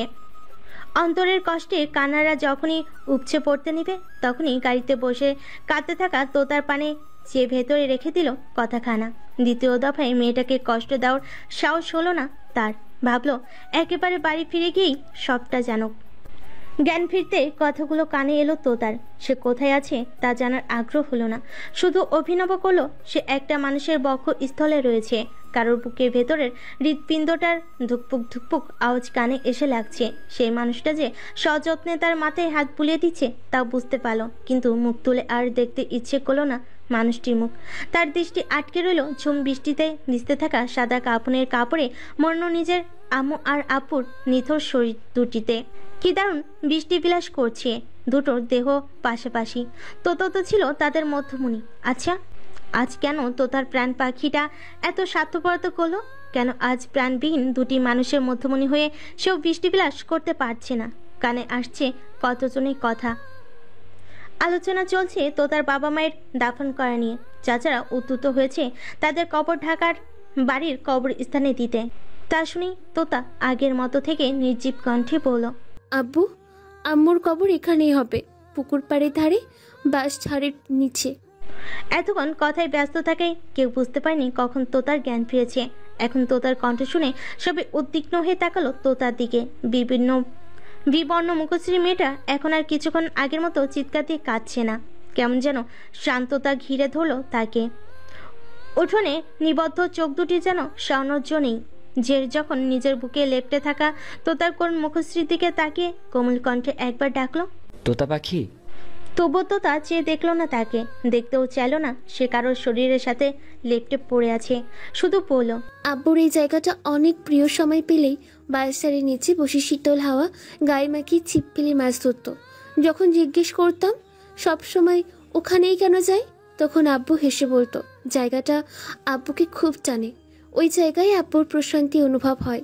মৃত্যুর পরও যেন আব্বু ওই জায়গাটা থেকে শীতল হাওয়া গায়ে মাখিয়ে মন প্রশান্ত করতে পারে। আর আম্মু, সে তো আব্বুর সঙ্গ পেলেই দুনিয়ার শান্তি। তো তার কথাগুলো চুপচাপ শুনলো সবাই। তার কথা শেষ হলো, কেউ যখন কিছুটি বলল না তখন যে সবার দিকে তাকিয়ে বলল, এখানেই ব্যবস্থা করো, ঢাকা নেওয়া লাগবে না। মুষলধারে বৃষ্টির মাঝেই রাতের প্রায় 10:30টার দিকে দাফন কার্য সম্পূর্ণ হলো তোতার বাবা মায়ের। তোতা সেই আগের মতোই নির্জীব হয়ে বসে বসে এক দৃষ্টিতে তাকিয়ে রইল শুধু। দাফনের পরে জেরের ইশারায় তোতাকে কোনো মতে তুলে ঘরে নিয়ে এলো সাথী। তোতার মায়ের গুছানো সংসার সবারই চোখে পড়ার মতো। কিন্তু মানুষটাই যে নেই। রাতের প্রায় মধ্যভাগ, ক্লান্ত তার ভারে চোখের পাতায় ঘুম হানা দিল সবারই। ঘুম নেই জেহেরের চোখে। না, তার চাচা চাচির জন্য কষ্ট হচ্ছে না। এমন কতগুলো প্রাণী না নিজের হাতে শেষ করেছে সে, কিন্তু তাকে ভাবিয়ে তুলছে তার তোতা পাখির চুপচাপ মূর্তিটা। ফ্যাকাশে মুখটা বারবার চোখের পাতায় হানা দিচ্ছে জেহেরের। বিছানায় এপিট ওপিট করে উঠে বসলো সে।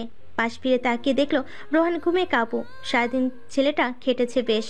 তোতাদের ঘরে বেডরুম দুটো মাত্র, সামনে একটা ডাইনিং স্পেসে খাট রাখা, সেখানে ঘুমিয়েছে জেহের আর রোহান। তোতাকে একা চায়নি, সাথী আছে তার সাথে একটা রুমে। আর একটাই তোতার চাচা রয়েছে, চাচি আর রুহি আসেনি। অশান্ত মনটা বারবার করে তোতা পাখিকে দেখতে চাইছে, কিন্তু এত রাতে হয়তো ঠিক হবে না ওই ঘরে যাওয়া। সাথী আছে সেখানে, তাই ভেবো জেহের তবুও এবার শুধু সামনে থেকে হেঁটে আসতে নিল রুমটার। হঠাৎই খেয়াল করলো বাড়ির সদর দরজাটা খোলা। এটা দেখে যে দ্রুত পায়ে আবার গিয়ে দাঁড়ালো তোতা আর সাথীর রুমের সামনে। একটু ভালো করে খেয়াল করতেই বুঝলো এই রুমে দরজাটাও ভিড়িয়ে রাখা শুধু। আর কিছুতে চিন্তা না করে বৃষ্টি মাথায় নিয়ে ছুটলো তোতার বাবা মায়ের নতুন কাদামাটির কবরের কাছে।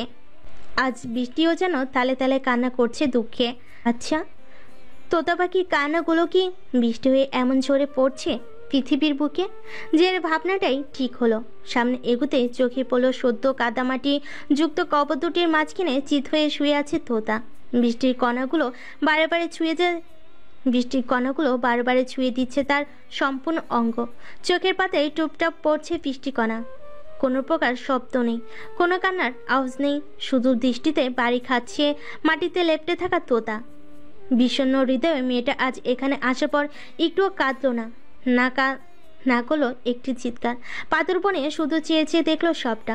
জেহের ঢোক গেল। কতক্ষণ ধরে মেয়েটা এই বৃষ্টির মাঝে এখানে শুয়ে আছে। দ্রুত পায়ে এগিয়ে গিয়ে জেহের হাতে টান দিয়ে তুলো তোতাকে। কণ্ঠে হালকা ধমকের মতো করে বলল, এই মেয়ে, পাগল হলে তুমি? এই রাতে এখানে একা কেন এসেছো? ভয় করছে না তোমার? তোতা উঠে বসলো। জেরকে দেখে কি অবাক হলো বোঝা গেল না ঠিক, শুধু এক অদ্ভুত দৃষ্টিতে তাকিয়ে দেখেই গেল জেরকে। জের ব্যস্ত হয়ে হাত দিয়ে পরিষ্কার করতে লাগলো তোতার চুলের পিছনে লাগা কাদামাটি। ভয় করবে কেন? এই যে আমার আম্মু আছে, আব্বু আছে এখানে। জের হাত থামিয়ে তাকালো তোতার দিকে। মেয়েটা টলছে, চোখে ঘুম হানা দিতে চাইছে, কিন্তু মাথার ভেতর দলা পাকিয়ে থাকা যন্ত্রণাগুলো যে তাকে ঘুমোতেও দিচ্ছে না। জের আর বাক্য বিনিময় করলো না, আর না শুনলো তোতার কোনো কথা। নিজ উদ্যোগেই পাজকলে তুলে নিল তোতাকে। তোতা আজ এতেও বাধা দিল না, আর না কিছু বলল। অথচ অন্য সময় হলে পক পক করতে করতে কান পচিয়ে ফেলতো জেহেরের। ঘরে ফিরেই জেহের নিজে খুঁজে খুঁজে তোতার জামা কাপড় এনে ওর হাতে ধরিয়ে বলল, চেঞ্জ করে এসো। এই কথাটিও যেন তোতা রবটের মতো শুনল। কোনো দিকে না তাকেই জামা সেইটি হাতে নিয়ে ওয়াশরুমে ঢুকে গেল। একটিবারও খেয়ালও করলো না জেহেরের দিকে, জিজ্ঞেস করলো না সে চেঞ্জ করবে কখন। তোতার যাওয়ার পানে তাকিয়ে দীর্ঘ এক নিঃশ্বাস ফেলল জেহের। কেটে গেল 2টো দিন। এই 2টো দিন বাকিদের কাছে স্বাভাবিক নিয়মে গেলেও তোতার কাছে ছিল বিভীষিকাময়। মনের হাঁসফাঁস যন্ত্রণারা দিন দিন বাড়ছেই। আজ 2টো দিন বাবার সাথে আর ফোন আলাপ হয় না। বাবা আর উচ্ছ্বাসিত কণ্ঠে জিজ্ঞেস করে না, কেমন আছি আমার তোতা মা? এই যে বাড়িতে আছে কেমন যেন একা। আগে তো মা সারাটুকুন তোতা তোতা করে ডাকতো, আজ 2 দিন সেই ডাকটাও কানে আসে না তোতার। 2টো দিন রাজশাহী থাকলেও কাজে যাবে, আবারও সবাইকে ফিরতে হবে নিজেদের ব্যস্ত শহরটিতে। তাই তো সাথী এসে নিজেই তোতার জিনিসপত্র গুছিয়ে নিতে লাগলো। আর কবেই বা আসা হয় এখানে? মেয়েটার যে এখানে আপন বলতে আর কেউই নেই। সাথীকে নিজের জিনিসপত্র গুছিয়ে নিতে দেখে তোতা আনমনে জানালা দিয়ে বাইরে তাকিয়ে বলল, তোমরা সবাই চলে যাও ভাবি, আমার জিনিস গুছিও না। সাথী তোতার কথায় হাতের কাজটা থামিয়ে এগিয়ে এসে জিজ্ঞেস করলো, কেন তোতা? তোমার জিনিসগুলো তো পরে প্রয়োজন হতে পারে তোমার। আমি আর ঢাকা যাব না ভাবি। সাথী ব্যস্ত হয়ে পড়ল, কি বলছো তোতা? ঢাকা যাবে না তো কি করবে এখানে একা? আমি একা না, আব্বু আম্মু আছে। সাথী এসে বসলো তোতার পাশে, আলতো হাতে তোতার গাল ধরে পড়ল, পাগলামি করে না তোতা, এখানে তুমি একা থাকতে পারবে না, এটা সম্ভব নয়। আর তোমার চাচা ভাইয়ারা কেউই তোমাকে এখানে রেখে যাবে না। আমি এখানেই থাকবো। কোনো মতেই তোতাকে রাজি করানো গেল না। কথাটা তোতার চাচার কানে যেতেই তোতাকে অনেক বোঝানোর চেষ্টা করলেন, তা তো কোনো লাভ হলো না। নির্জীব মেয়েটা সেই অসাড় হয়েই রইল। যাওয়ার সময় হতে সারা ঘর তোতাকে আর পাওয়া গেল না। সবাই যখন তাকে নিয়ে যাওয়ার জন্য খুঁজতে ব্যস্ত, তখন জেহের তাদের বলল তারা যেন চলে যায়, সে নিজেই তোতাকে নিয়ে ফিরবে। জেহের কথার উপর চাচা আর না করলো না। অগত্যা জেহের আর তোতাকে ছাড়াই তারা 3 জন রওনা দিল ঢাকার উদ্দেশ্যে। তাদের গাড়িটা ছাড়তে জেহের পা বাড়ালো কাঙ্ক্ষিত জায়গায়। এই কয়দিনে তোতা প্রায় সময়ই পড়ে থাকতো নতুন 2টি কবরের কাছে। আজও সেখানেই তোতাকে দেখতে পেয়ে জেহের একটু উচ্চস্বরে ডাকলো, তোতা উঠো, এবার ফিরতে হবে। তোতা কি শুনলো তার কথা? কই, কোনো নড়চড় তো হলো না। যে একটা দীর্ঘ নিঃশ্বাস ফেলে সামনে গিয়ে দাঁড়ালো তোতার। কণ্ঠে একটু কোমলতা এনে ডাকলো, তোতা ফিরতে হবে আমাদের। তোতা আস্তে করে উত্তর দিল, আপনি চলে যান, আমি এখানেই থাকবো। জেহেরা শান্তভাবে কথা বলতে পারল না, চেঁচিয়ে উঠে বলল, ঠাটি একটা থাপ্পড় মারবো এবার। কি শুরু করলে তুমি? বললেই এখানে থাকা হয়ে যাচ্ছে। তোতা টকটকা লাল দৃষ্টি নিয়ে তাকালো জেহেরের দিকে। জেহের তার সম্পূর্ণরূপে উপেক্ষা করে তোতার হাত ধরে টেনে দাঁড় করালো। তাতেই তোতা জোর করে হাত ছাড়ানোর জন্য মোছরামুছরি করতে লাগলো। জেরও কম নয়, ছাড়লো না সে তোতার হাত। বিষয়টা যখন অতিরিক্ত পর্যায়ে চলে যাচ্ছিল, তখন সীমা ছাড়িয়ে জেহের ধমক দিয়ে বলল, এই মেয়ে একদম মেরে ফেলবো বলে দিলাম, চুপচাপ চলো। তোতার নড়চড় থেমে গেল। হুট করে মেয়েটা ডুকরে কেঁদে উঠল। কান্নার বেগ ধীরে ধীরে চিৎকারে পরিণত হলো। ভেতর থেকে হাহাকারগুলো যেন বেরিয়ে এলো তার। জের শান্ত হলো, একটানে নিজের বুকে জ্যাপটে ধরলো তার তোতা পাখিটাকে। তোতাও যেন কতগুলো দিন পর একটি বিশ্বস্ত প্রশস্ত বুক পেল। নিজের সবটুকু শক্তি দিয়ে জড়িয়ে ধরলো জেহেরকে। জেহের বুকে মুখ চুবিয়ে কানরত কণ্ঠে চেঁচিয়ে বলতে লাগলো বুকের ভেতরে জমে থাকা কথাগুলো, আমি কি করে থাকবো আব্বু আম্মুকে ছাড়া? এত স্বার্থপর কি করে হলো তারা? দুজনে একসাথে আমায় একা রেখে চলে গেল, একবারও আমার কথা ভাবলো না। আমি কি করে থাকবো একা? আমি কি করে থাকবো আব্বুর আদর ছাড়া? কি করে বাঁচবো আমি? জের একটা কথাও বলল না। সে তো জানে মা বাবাহীন জীবনটা কতটা যন্ত্রণার। এই যন্ত্রণাটা সে যে 8 বছর বয়স থেকে পেয়ে আসছে। পারল না তোতার প্রশ্নগুলোর উত্তর দিতে, শুধু আগলে নিল, মাথায় একরাশ ভরসার হাত বুলিয়ে দিল তোতার মাথায়। একটু পর তোতার শরীরের ভর যখন পুরোপুরি জেহেরের দখলে, তখন ওভাবেই তোতাকে পাজা কোলে তুলে নিল জেহের। গাড়ির ফ্রন্ট সিটে বসিয়ে নিজের সিট বেল্টটা বেঁধে দিল তোতার। তারপর নিজে গিয়ে ড্রাইভিং সিটে বসে পড়ে। গাড়ি প্রস্থান করে। বাড়িটা চোখের আড়াল হতেই আবারও ফুপিয়ে কেঁদে উঠল তোতা। বাইরে তাকিয়ে যে দেখলো এক হাত দিয়ে তোতাকে টেনে নিজের সাথে জড়িয়ে ধরল। তোতার এলোমেলো চুলে ভর্তি মাথাটা নিজের বুকে যত্ন করে নিয়ে ঠেকে মাথায় হাত বুলাতে বুলাতে বলল, একটু ঘুমানোর চেষ্টা করো তোতা। আর বাক্য বিনিময় হলো না। জেহেরও এক হাত দিয়ে ড্রাইভ করতে করতেই সামলে নিল তোতা পাখিকে। একটু পর সত্যি ক্লান্ততায় তোতার চোখে ঘুমের রাজ্য নেমে এলো। ঘুমে আষ্টে পিষ্টে জড়িয়ে ধরে রইল জেহেরকে। দীর্ঘ 5 ঘন্টা পথ তোতা সরল না জেহেরের থেকে। ঘুম ভাঙলেও সরে যাওয়ার প্রবণতা দেখা দিল না তোতার মধ্যে। জেহেরও সরাল না তাকে নিজের থেকে। সরাবেই বা কেন? পেশির থেকে দূরত্ব যে কখনোই চায় না সে। দীর্ঘতম পথ, নিজের বুকে পেয়সীর মাথা, সে এক অন্যরকম অনুভূতি। হয়তো প্রেমে না পড়লে বোঝা তাই। সকালে ঘুম ভাঙতে জেহেরের কানে এসে লাগলো চেঁচামেচি। তবুও ততটা গুরুত্ব না দিয়ে উঠে ফ্রেশ হয়ে নিচে নেমে এলো সে। এসেই যা দেখলো তার জন্য মোটো সে প্রস্তুত ছিল না। চাচি এক নাগারে তোতাকে বাজে বাজে কথা বলে যাচ্ছে। তা দেখে জেহেরের মাথার দুপাশের রগগুলো ফুলে উঠেছে। তবুও নিজেকে সংযত করার চেষ্টা করে এগিয়ে গিয়ে চাচিকে বলল, কি হয়েছে? চাচি অগ্নি দৃষ্টি তোতার থেকে সরিয়ে জেহেরের দিকে তাকিয়ে বলল, এই মেয়েকে আজই এই বাড়ি থেকে চলে যেতে হবে। ভুরুজোড়া কুচকে এলো। সাথী এগিয়ে এসে বলল, দেখুন না ভাইয়া, সেই কখন থেকে আম্মা তোতার সাথে কি শুরু করেছে। মেয়েটার মনের অবস্থাও ভালো নেই এখন। সাথীর কথাই মহিলা চেঁচিয়ে বলল, তুমি চুপ করো। আরও এই বাড়িতে এখন থাকবে কেন? এতদিন ওর মা বাবা বেঁচে ছিল, ওর খরচ পাঠাতো। এখন যেহেতু তারা নেই, তাহলে ওকে কেন শুধু শুধু আমার স্বামী খাইয়ে পরিয়ে রাখবে? সাথী বৌমা হলেও দমে যাওয়ার নয়, সত্যর কথা সে ঠিকই বলবে। শাশুড়ি মুখের উপরেই বলল, আম্মা তোতা এই বাড়িরই মেয়ে। রুহি যতটা অধিকার আছে এই বাড়িতে, ঠিক ততটাই অধিকার আছে তোতারও। আর আব্বা না খাওয়ালেও ও ওর ভাগের সম্পত্তি নিয়ে থাকবে এখানে। না, থাকতে পারবে না। আর সম্পত্তি কিসের সম্পত্তি? ওর বাবাকে আমার শ্বশুর মশাই সেই কবেই ত্যায্য পুত্র করেছে। আজ এত বছর পর ওর মেয়ে এসে সম্পত্তি চাইলেই কি পেয়ে যাবে? সাথী আবারও বলে উঠল, ছি আম্মা, আপনি এত নিকৃষ্ট। একটিবার সদ্য অনাথ হওয়া মেয়েটার কথা ভাবছেন না? আর আব্বার সামনে কেন কথাগুলো বলেননি আপনি? যে না আব্বা কাজে গেল অমনি আপনি এত বাজে রূপ দেখাতে শুরু করে দিয়েছেন, তাই না? আমি এত শত কথা বুঝি না। এই মেয়েকে আর আমি আমাদের বাড়িতে রাখতে পারবো না, ব্যাস। বলে মহিলা তোতার দিকে তাকিয়ে আবার চেঁচিয়ে বলল, এই মেয়ে, এখনো দাঁড়িয়ে আছিস কেন তুই? নির্লজ্জ মেয়ে, কখন থেকে বলছি বেরোতে, তাও বাঁশের মতো দাঁড়িয়ে আছে। তোতার দিকে তাকাতে জেহের দেখতে পেল তোতা পাখির মুখের দৃষ্টি তার দিকে নিবদ্ধ। তোতা কি এই মুহূর্তে তাকে ভরসা করছে? হয়তো, না হলে কি এই দৃষ্টি মিথ্যা বলে? জেহের কিচ্ছুটি না বলে নিজের বাঁ হাতে আঁকড়ে ধরল তোতার নরম ডান হাতটি। চোখের ইশারায় বোঝালো চল। তোতাও বুঝলো, তাই তো নিজের হাতে ধরল জেহেরের সাথে।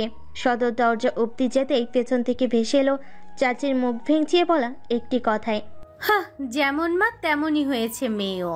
মা যেমন আমার দেবরকে ফাঁসিয়ে এই বাড়ি ছাড়া করেছে, তেমন মেয়েও এখন ঝুলছে জোহরের গলায়। বাজে পল্লী মেয়ে লোক কোথাকার। কথাটাই এমন কি ছিল জানা নেই, কিন্তু মুহূর্তেই তোতার ভাবমূর্তি পরিবর্তন করে দিতে পারলো সেটি। হুট করে তোতা জেহেরের থেকে ঝামটা মেরে হাত ছাড়িয়ে তেড়ে গিয়ে কেউ কিছু বুঝে ওঠার আগে দেওয়ালের সাথে লাগিয়ে গলা চেপে ধরলো চাচির। হিসিস করে রক্ত চক্ষু নিয়ে বলল, আমি যা ইচ্ছে বলুন, কিন্তু আমার মা বাবাকে নিয়ে আর একটাও বাজে কথা বললে একদম জানে মেরে ফেলবো আমি। তোতার জম বিভৎস রূপখানা মহিলা সহ্য করতে পারল না। তোতাকে ছাড়ানোর আপ্রাণ চেষ্টা করতে লাগলো, কিন্তু পারছে না। যেন অসুরী শক্তি ভর করেছে তোতার উপর। অবস্থায় বেকুতিক দেখে সাথী এসে তোতাকে সরানোর চেষ্টা করতে উদ্যত হলো, কিন্তু সেও পারছে না। এই সবটাই জেহের আরামসে বুকে দু হাত গুজে দাঁড়িয়ে দাঁড়িয়ে দেখছে, যেন খুবই মজার ঘটনা ঘটছে এখানে। একটু পর তোতা নিজেই ছেড়ে দিল চাচিকে। ঢোক গিলে উল্টো ফিরে গিয়ে জেহেরের হাত ধরে নিজে টানতে টানতে বাইরে নিয়ে গেল তাকে। জেহের বাধা দিল না, বরং কিছুটা খুশি হলো বটে। আমাকে রাজশাহী যাওয়ার ব্যবস্থা করে দিতে পারবেন? হাঁটতে হাঁটতে তোতা যখন কথাটি বলল, তখন জেহের হাঁটা থামিয়ে তাকালো তার দিকে।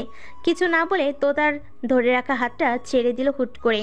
এরপর নিজের গাড়ির কাছে গিয়ে এদিক ওদিক তাকিয়ে একটা সার্ভেন্টকে ডেকে বাড়ির ভেতর থেকে গাড়ির চাবি আনালো।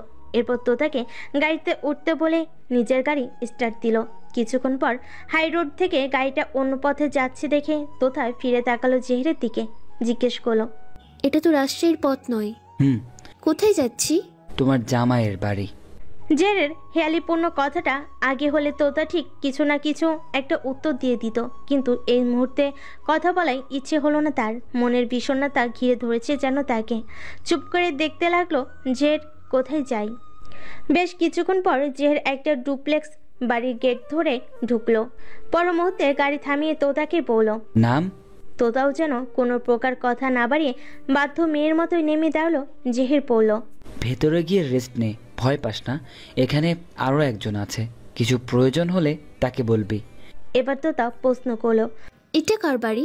আর আমাকেই বা না চিনে থাকতে দেবে কেন? চিনবে তোকে, তুই যা ভেতরে। ফোন কোথায় তোর? তোতা মাথা নিচু করে উত্তর দিল, জানি না। বাড়ি ফেলে এসেছিস? তাও জানি না। রাজশাহী থেকে নিয়ে এসেছি কি না তাও জানি না। ফোন দিয়ে আর কি করব আমি? আব্বু আর কল দেবে না আমায়। জেহের তোতার দিকে তাকে এক ঘন নিঃশ্বাস পেল, তারপর বলল, ঠিক আছে, ভেতরে গিয়ে রেস্ট নে, আর একা একা বের হবি না একদম। তোতা বাড়ির ভিতরে পা রাখতে জেহের আবার গাড়ি স্টার্ট দিল উল্টো পথে। ড্রয়িং রুমে সাজিয়ে রাখা সোফায় বসে আছে জেহের, রোহান, জেহেরের চাচা আর একজন উকিল। একপাশে দাঁড়িয়ে মেজো চাচি রাগে ফুঁসছেন। না ফিরে তিনি বলেই বসলেন, এসব কি জেহের? ওই মেয়েকে বের করে দিয়েছি বলে তুই আজই সম্পত্তি ভাগ করতে বসলি? যে শুধু চোখ উঁচিয়ে দেখলো একবার মেজো চাচিকে, কিছু বলতে হলো না। তার আগেই চাচা তাকে ধমক দিয়ে বলল, তুমি চুপ করো, লজ্জা করে না এখন কথা বলতে? আমার মৃত ভাইয়ের মেয়েটাকে কি করে পারলে এভাবে বের করে দিতে? ছি। যে এবার চাচার উদ্দেশ্যে বলল, চাচা, এখন এসব থাক, কাজটা আগে শেষ করা দরকার। চাচা এবার জেহেরকে কোমল কণ্ঠে বলল, দেখ জেহের বাবা, তো আমাকে নিয়ে আয় তুই। মেয়েটার মনের অবস্থা ভালো না, কি করে থাকবে একা একা? যদি মানসিক চাপে পড়ে নিজের ক্ষতি করতে চায়। যে আর শুনতে পারল না, হালকা চেঁচিয়ে উঠল সে, চাচা, এসব কেন বলছো তুমি? তো তার কিচ্ছু হবে না, ও সেফ আছে। ওর খেয়াল রাখার জন্য আমি আরেকজনকে রেখে এসেছি। কিছুক্ষণ থাকবে সে, এরপর আমিই যাচ্ছি, তো কিচ্ছু হবে না ওর। কথাটা শুনে মেজো চাচি আবার তেতে উঠে বলল, তুই যাবি মানে? তুই কি ওই মেয়ের সাথে একা থাকবি নাকি? মেজো চাচিকে আবার থামিয়ে দিল চাচা। তোমাকে চুপ করতে বলছি না? এরপর তিনি আবার জেহেরকে বলে, দেখ বাবা, এত ঝামেলার তো দরকার নেই। মেয়েটা এখন ঠিক নেই। পরিস্থিতি স্বাভাবিক হলে ওর অনুমতি নিয়ে না হয় একটা ভালো ছেলে দেখে ওর বিয়ের ব্যবস্থা করে ফেলবো। ততদিন অন্তত ও আমাদের সাথেই থাকুক। আর এভাবে তুই যদি ওর সাথে থাকিস, তাহলে বাবা সমাজেরও তো একটা ব্যাপার আছে। তোতা মায়ের সম্মানে আঘাত লাগবে, তো মেয়েটা আর ভেঙে পড়বে। আর এসব জানাজানি হলে পরবর্তীকালে ওর বিয়ের জন্য ছেলে পাওয়া মুশকিল। প্রয়োজন নেই ওর জন্য ছেলে দেখার, আর সমাজ আমি সামলে নেব। আর এই বাড়ির সম্পত্তি তোতা যদি পায়ও, তবুও আর এখানে থাকতে আসবে না, ও আমার বাড়িতেই থাকবে। এরপর জেহের উকিলের দিকে তাকিয়ে বলল, আপনি শুরু করুন। উকিল অনুমতি পেয়ে কাগজপত্র ঘেটে বলতে লাগলো, তো কাগজপত্র অনুযায়ী যা বুঝলাম, আপনাদের সম্পত্তি 2 ভাগে ভাগ হবে। এক আজহার চৌধুরী আর এক আজিম চৌধুরীর নামে, এবং মৃত আজহার চৌধুরীর সম্পূর্ণ ভাগ এই মুহূর্তে পাবে জেহের বিন চৌধুরী। কথাটা শুনে মেজো চাচি আবার তেতে উঠে বলল, 2 ভাগ কেন? সম্পত্তি তো 3 ভাগ হওয়ার কথা। তার কথাই উকিল আবার বলল, যেহেতু আপনাদের সকলের ভাষ্যমতে মৃত আসলাম চৌধুরী তার ছোট ছেলে আলিম চৌধুরীকে ত্যায্যপুত্র করেছে, সেহেতু তিনি কোনো প্রকার সম্পত্তির ভাগ পাবে না, তাই 2 ভাগ করা হয়েছে। কথাটা শুনে মেজো চাচি বলল, হ্যাঁ সেটা তো জানি, কিন্তু তার ভাগের সম্পত্তিটা কোথায় গেল? তার ভাগের সম্পত্তিকে আবার দুটো ভাগ করে আজিম চৌধুরী আর জেহের বিন চৌধুরীর সম্পত্তির সাথে যুক্ত করা হলো। এটা কেমন কথা? তার ভাগের সম্পত্তি কেন আবার 2 ভাগ হবে? এটা হওয়ার কথাই না। আর পুরো সম্পত্তি তো 3 ভাগ হওয়ার কথা। একটা আমার রোহনের নামে, একটা রুহির নামে, আর 1 ভাগ জেহেরের নামে। কথাটা শুনে কুরুর হাসলো জেহের। সোফায় হেলান দিয়ে পায়ের উপর পা তুলে বসে পড়ল। আমাদের দাদা সাহেব তার সম্পত্তি তার ছেলেদের মাঝে ভাগ করতে বলেছে, নাতি নাতনিদের মাঝে নয়। সেই অনুযায়ী অর্ধেক সম্পত্তি আমার। চাচি চরম খেপে গেল, নেকি সুরে পড়ল। তোর তো নিজস্ব আরো কত কত সম্পত্তি আছে জেহের, তারপরও তুই এই বাড়ির বাড়তি ভাগটা নিবি? আমার রোহন আর রুহির কথাটাও একটু ভাব তো। তাই বলে আমি আমার বাবার ভাগের সম্পত্তি ছেড়ে দেব? Not at all. আমি দানে অভ্যস্ত নই। চাচা রোহান, তোমাদের কোনো বাড়তি কিছু বলার আছে? চাচা বলল, না রে বাবা, ঠিকঠাক সব কিছু হচ্ছে, এতে আবার আর কার কি বলার থাকবে। রোহানও বলল, আমি সন্তুষ্ট। যতটুকু পেয়েছি তাতে আমি আমার বউ বাচ্চা নিয়ে ঠিক চলতে পারবো আরাম করে। আর প্রয়োজন নেই শুধু শুধু নেওয়ার। ঠিকভাবে ভাগটা হোক। জের মুচকি এসে উকিলকে ইশারা দিতে তিনি তার সমস্ত কাগজপত্র রেডি করে দিল। সই করার মাধ্যমে যার যার সম্পদ সে গ্রহণ করলো। এরপর জের উকিলকে জিজ্ঞেস করল, আপনাকে আরেকটা পেপারের কথা বলেছিলাম যে।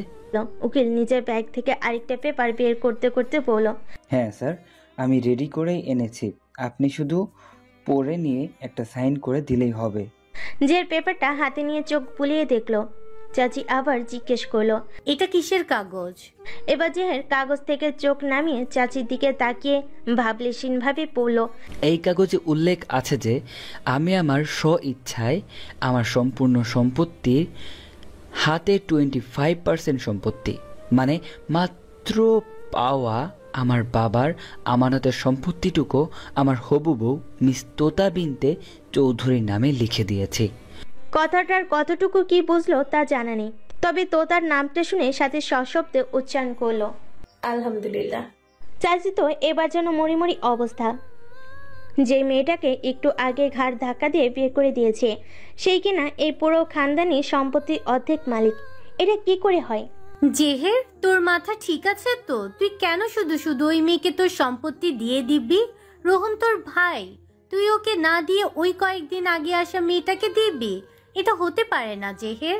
আমার সম্পত্তি আমি কাকে দিব না দিব তা আমি অন্য কারোর থেকে জানতে চাইনি। আর আমি যাকে তাকে দিচ্ছি মানে? তুমি হয়তো ভালো করে শুনতে পাওনি একটু আগে আমি কি বলেছি। আমার কথায় স্পষ্ট উল্লেখ ছিল তোতা আমার হবু বউ, আর আমি আমার হবু বউকে শুধু 25% কেন, চাইলে আমার সম্পূর্ণ সম্পত্তি দিয়ে দিতে পারি। চাচি কি একটু খুশি হলো? অবিশ্বাস্য স্বরে জেহেরকে জিজ্ঞেস করলো, জেহের বাবা, তুই সত্যি তোতা মাকে বিয়ে করবি? আমি ঠিক শুনছি?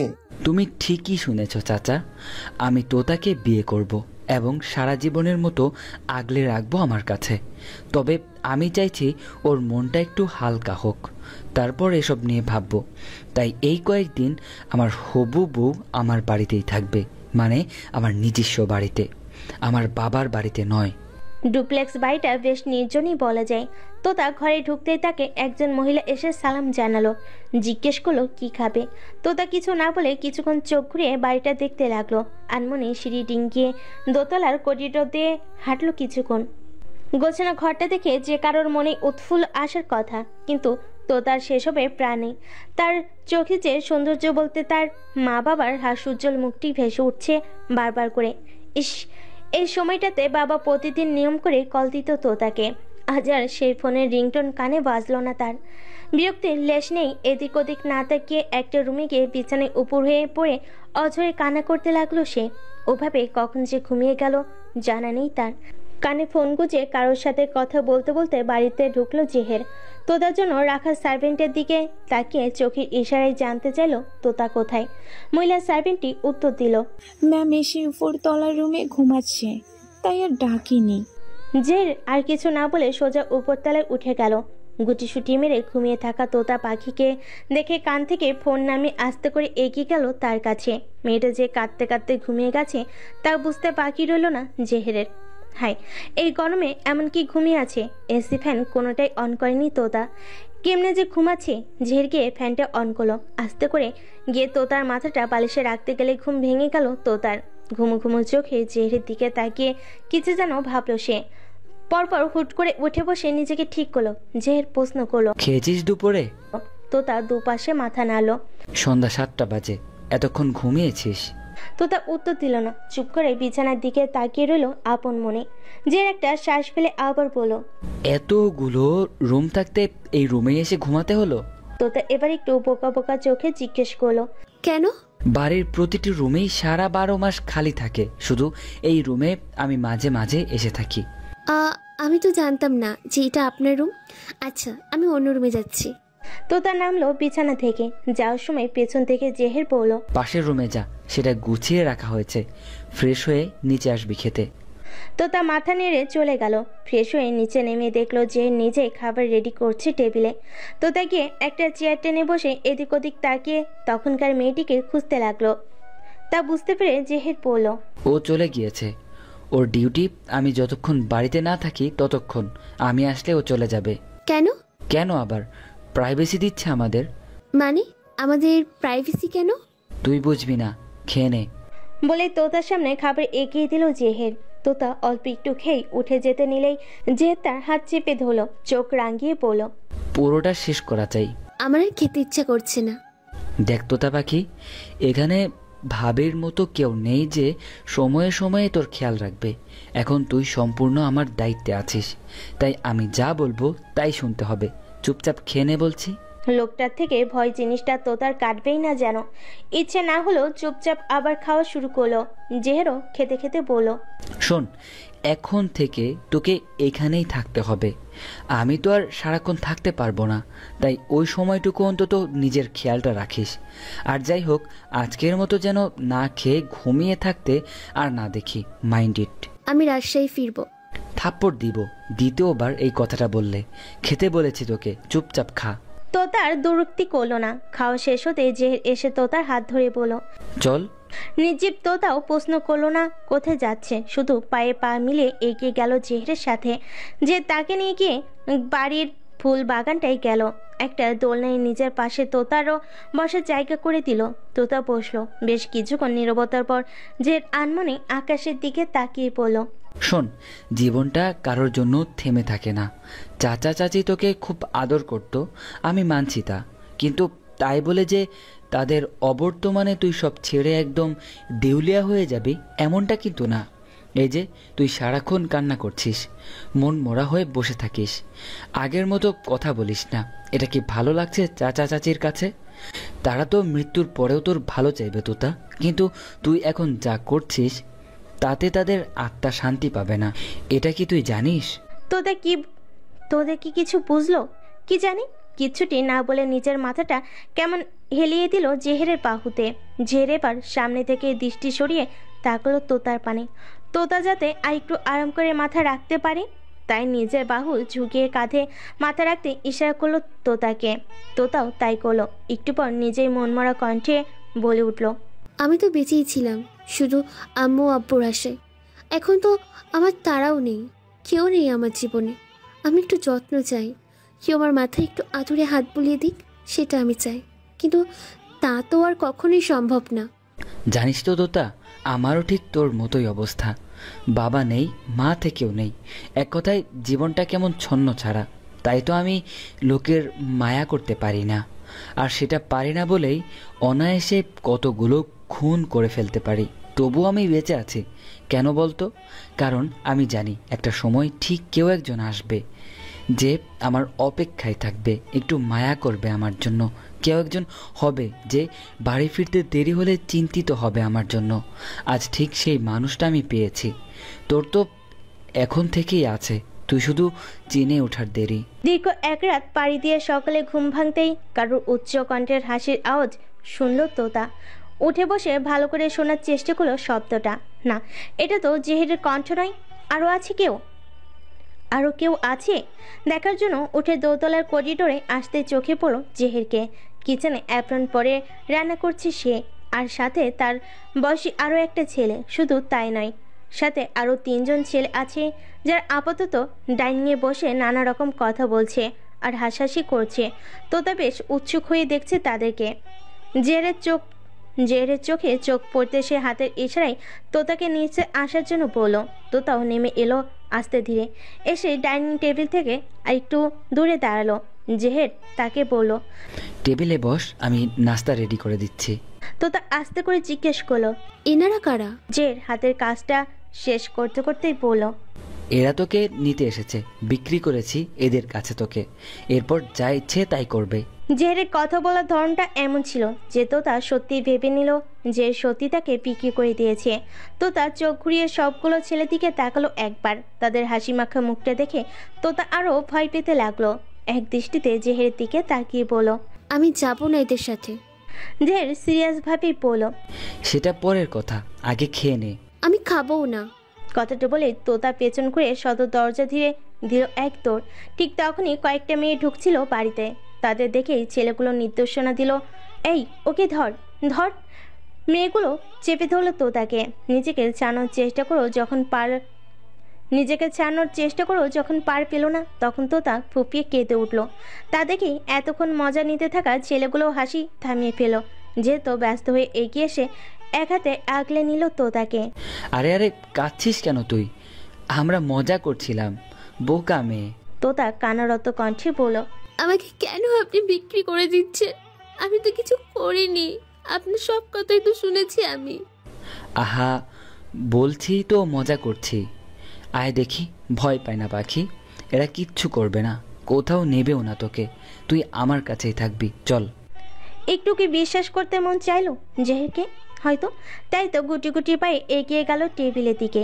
জের একে একে সবার সাথে পরিচয় করিয়ে দিল তার বিশাল এক বন্ধু মহলের সাথে।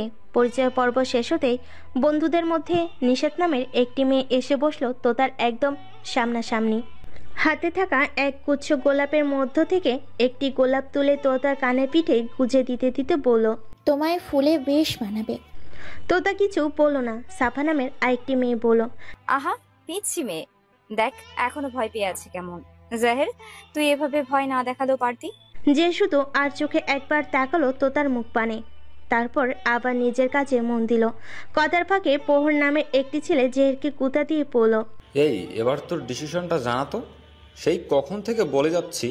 প্রহরের কথায় তাল মিলিয়ে সরব বলল, দোস্ত মাত্র 2 দিনের ট্রিপ, রাতের বাসে উঠবো, সকাল সকাল পৌঁছে যাব, এরপর 2 দিন ঘোরাঘুরি, আবার সেখান থেকে রাতের বাসে উঠলে সকালে পৌঁছে জব্বর ঘুম হবে, ভালো, ব্যাস।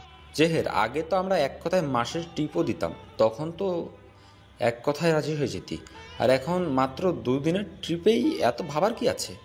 জের এবার দম ফেলে পড়ল, ওকে বাবা, যাচ্ছি, তোরা প্যাকিং শুরু কর। কথাটা বলতেই বন্ধু মহলের সবাই ইয়ে বলে চেঁচিয়ে উঠল। ঠিক তখনই তোতা দ্রুত জেহেরের দিকে ঘুরে ক্যাবলার মতো বলে উঠল, আমি 2 দিন একা একা থাকবো কি করে? হুট করে নীরব হয়ে গেল বন্ধু মহল। পরক্ষণে আবার হুট করে সবাই একত্রে হুহা করে হেসে উঠল। একটু হাসি থামিয়ে আসিফ নামের ছেলেটি বলল, ও মা জাহের, এটা সত্যি কিউট একটা পিস, আল্লাহ আমি আগে কখনোই দেখি নাই। বলতে বলতে আসিফ এক হাত বাড়িয়ে তোতার গাল টেনে দিতে যাবে, অমনি জেহের কিচেন থেকে বড় এক স্টিলের চামচ ছুঁড়ে মারল তাসিফের হাতে।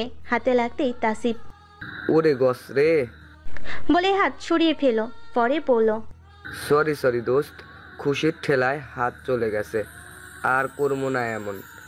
আরেক রোল হাসির জোয়ার বয়ে গেল বন্ধু মহলটির মাঝে। এভাবে একটা পর একটা কথার ঝুলি নিয়ে বসেছে পুরো মহলটি। যে শুধু দেখলো তার তোতা পাখিটার মনটা একটু হালকা হয় কিনা। সবার মাঝে থাকলে অন্তত কিছুক্ষণের জন্য হলেও নিজের মনের ভেতরে দুঃখগুলো ভুলে থাকতে পারবে মেয়েটা। ট্রিপের ডেট পড়েছে 4 দিন পর। প্লেস বরাবরই মোটামুটি চেনা, বান্দরবনের আলু টিলা। এর মধ্যে 2 দিন এমনি কেটে গেছে। রাতের দিকে জেহেরের ফিরতে আজ একটু দেরি হয়েছে বটে, একটা মিশনের জন্যই এত দেরি। দরজায় বেল বাজতে যাবে তার আগে চোখে পড়ল দরজাটা খোলা। বুড়ো কুচকে এলো জেহেরের। দরজা তো খোলা থাকার কথা না। ভেতর ঢুকে সার্ভেন্টটিকে দেখতে পেল না জেহের। ভাবলো হয়তো বেশি রাত হচ্ছে বলে চলে গিয়েছে। জেহের এবার উপরের রুমে গিয়ে তোতাকে খুঁজলো, কোথাও না পেয়ে এবার একটু জোরে জোরেই ডাকলো। বুকের ভেতর আতঙ্কের দলা বাসা বেঁধেছে একটু একটু করে। উদ্বিগ্ন হয়ে সারা বাড়ি তন্ন তন্ন করে খোঁজার পরও তোতার কোনো চিহ্ন খুঁজে পেল না। এদিকে পকেটে থাকা ফোনটি সেই কখন থেকে বেজে যাচ্ছে। এক পর্যায়ে বিরক্ত হয়ে ফোনটা কানে তুলল জেহের। হাঁপানি রোগীর মতো শুধু পড়ল হ্যালো। তার কণ্ঠের এমন বেহাল দশা দেখে ফোনের ওপাশ থেকে তাসিফ চিন্তিত হয়ে পড়ল। কিরে, কি হলো তোর? কণ্ঠ এমন কেন লাগছে? জেহেরের গলা ধরে আসছে, তবুও কোনো মতে উচ্চারণ করলো, আমার তোতা পাখিকে খুঁজে পাচ্ছি না। মানে কি বলছিস এসব? বাড়িতে খুঁজে দেখ ভালো করে, হয়তো ঘুমাচ্ছে কোথাও। সারা বাড়ি খুঁজেছি, কোথাও নেই ও। আচ্ছা শুন, এই কন্ট্রোল রুমে গিয়ে সিসিটিভি ফুটেজ চেক কর। আমরা এক্ষুনি আসছি সবাই। কল কাটতে জেহের ছুটল সিসিটিভি চেক করতে। তার হাত অনবরত কাঁপছে, তবুও কোনো মতে ল্যাপটপ স্ক্রিনে চেক করলো আজ সারাদিনের ফুটেজ। চোখে পড়লো এক অনাকাঙ্ক্ষিত ঘটনা। সন্ধ্যার দিকেই তোতাকে কয়েকজন লোক এসে জোর করে তুলে নিয়ে গেছে। এদের চিনতে একটু দেরি হলো না জেহেরের। এরাই সেই পাচারকারীর দলটি যার মূলে রয়েছে তাসান। সেদিনে বৃষ্টির সঙ্গী তোতার। রাগে মুখে চোখের গঠন যেন পরিবর্তন হতে লাগলো জেহের। ততক্ষণে তাসিফ প্রহরীরাও চলে এসেছে। পাচারকারীদের ধরার মিশনে এরা সবে এক একভাবে জড়িত, তাই তাসানের পরিকল্পনা বুঝতে খুব একটা দেরি হলো না তাদের। তখনই কনক নামের এক বন্ধু বলে উঠল, আমি গতকালই ওর বাড়ির ঠিকানা হাতে পেয়েছিলাম। হেলাফেলাই করে জানানো হয়নি তোদের। যদি ভুল না হয় তাসানের বাচ্চা ওখানেই আছে। ভাগ্য থাকলে তোয়াকেও সেখানে পাওয়া যাবে। সবাই চল। যেমন কথা তেমন কাজ। জেহের জানে এই মুহূর্তে তাসানের বাড়িতে গিয়ে এক অনাকাঙ্ক্ষিত পরিস্থিতির সম্মুখীন হতে হবে তাকে। আবারও সামনে হামলে পড়বে কিছু অতীত। তবুও জেহেরকে যেতেই হবে, কারণ সেই পিচ্ছিল অতীতের চেয়ে বর্তমানটা বেশি জরুরি তার কাছে। তোতা পাখি তার সবটা, শুধু বর্তমানই নয় বরং আজন্মের ভবিষ্যৎও। ও বেল বাজতে দরজা খুলে দিল বয়স 55-এর এক মহিলা। দ্বার প্রান্তে দাঁড়িয়ে থাকা জেহেরকে দেখে কেমন যেন খুব চেনা চেনা মনে হলো। খুব একটা বেশি সময় লাগেনি তার। 19 বছর আগে ফেলে আসা নিজের সন্তানকে দেখে আবেগে আপ্লুত হয়ে মহিলা করুণ সুরে ডেকে উঠল, জেহের বাবা। এতগুলো বছর পর জেহেরের কলিজাটা কেঁপে উঠল যেন। তবুও সে শক্ত পাথর কণ্ঠে জিজ্ঞেস করলো, তাসান কোথায়? মহিলার ভুরু কুচকাল। যে এতগুলো বছর পর নিজের গর্ভধারিণী মাকে দেখেও কিছু বলছে না, এক ফোঁটা চোখের পানিও ফেলছে না। জিজ্ঞেস করছে তাসানের কথা। জেহের বাবা, তুই আমায় চিনতে পারিস না? আমি তোর মা। সাথে সাথে জের এক হাত উঁচিয়ে বাধা দিল মহিলাকে, বলল, আমার 8 বছর বয়স থাকতেই আমার মা মারা গিয়েছে। বলে আর তাকালো না মহিলাটির দিকে, বরং পাশ কাটিয়ে ভেতরে ঢুকে জোরে জোরে চিৎকার করতে করতে ডাকলো তাসানকে। বন্ধুরা সবাই এদিক ওদিক ছড়িয়ে পড়লো তোতাকে খুঁজতে।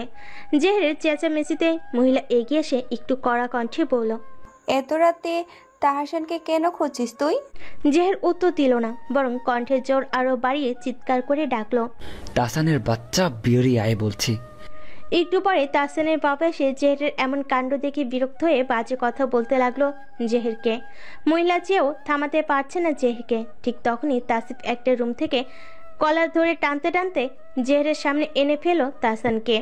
অমনি জেহের ক্ষিপ্ত হয়ে তাসানকে তুলে এলো পাথারি মারতে মারতে শুধালো, তোতা কোথায়?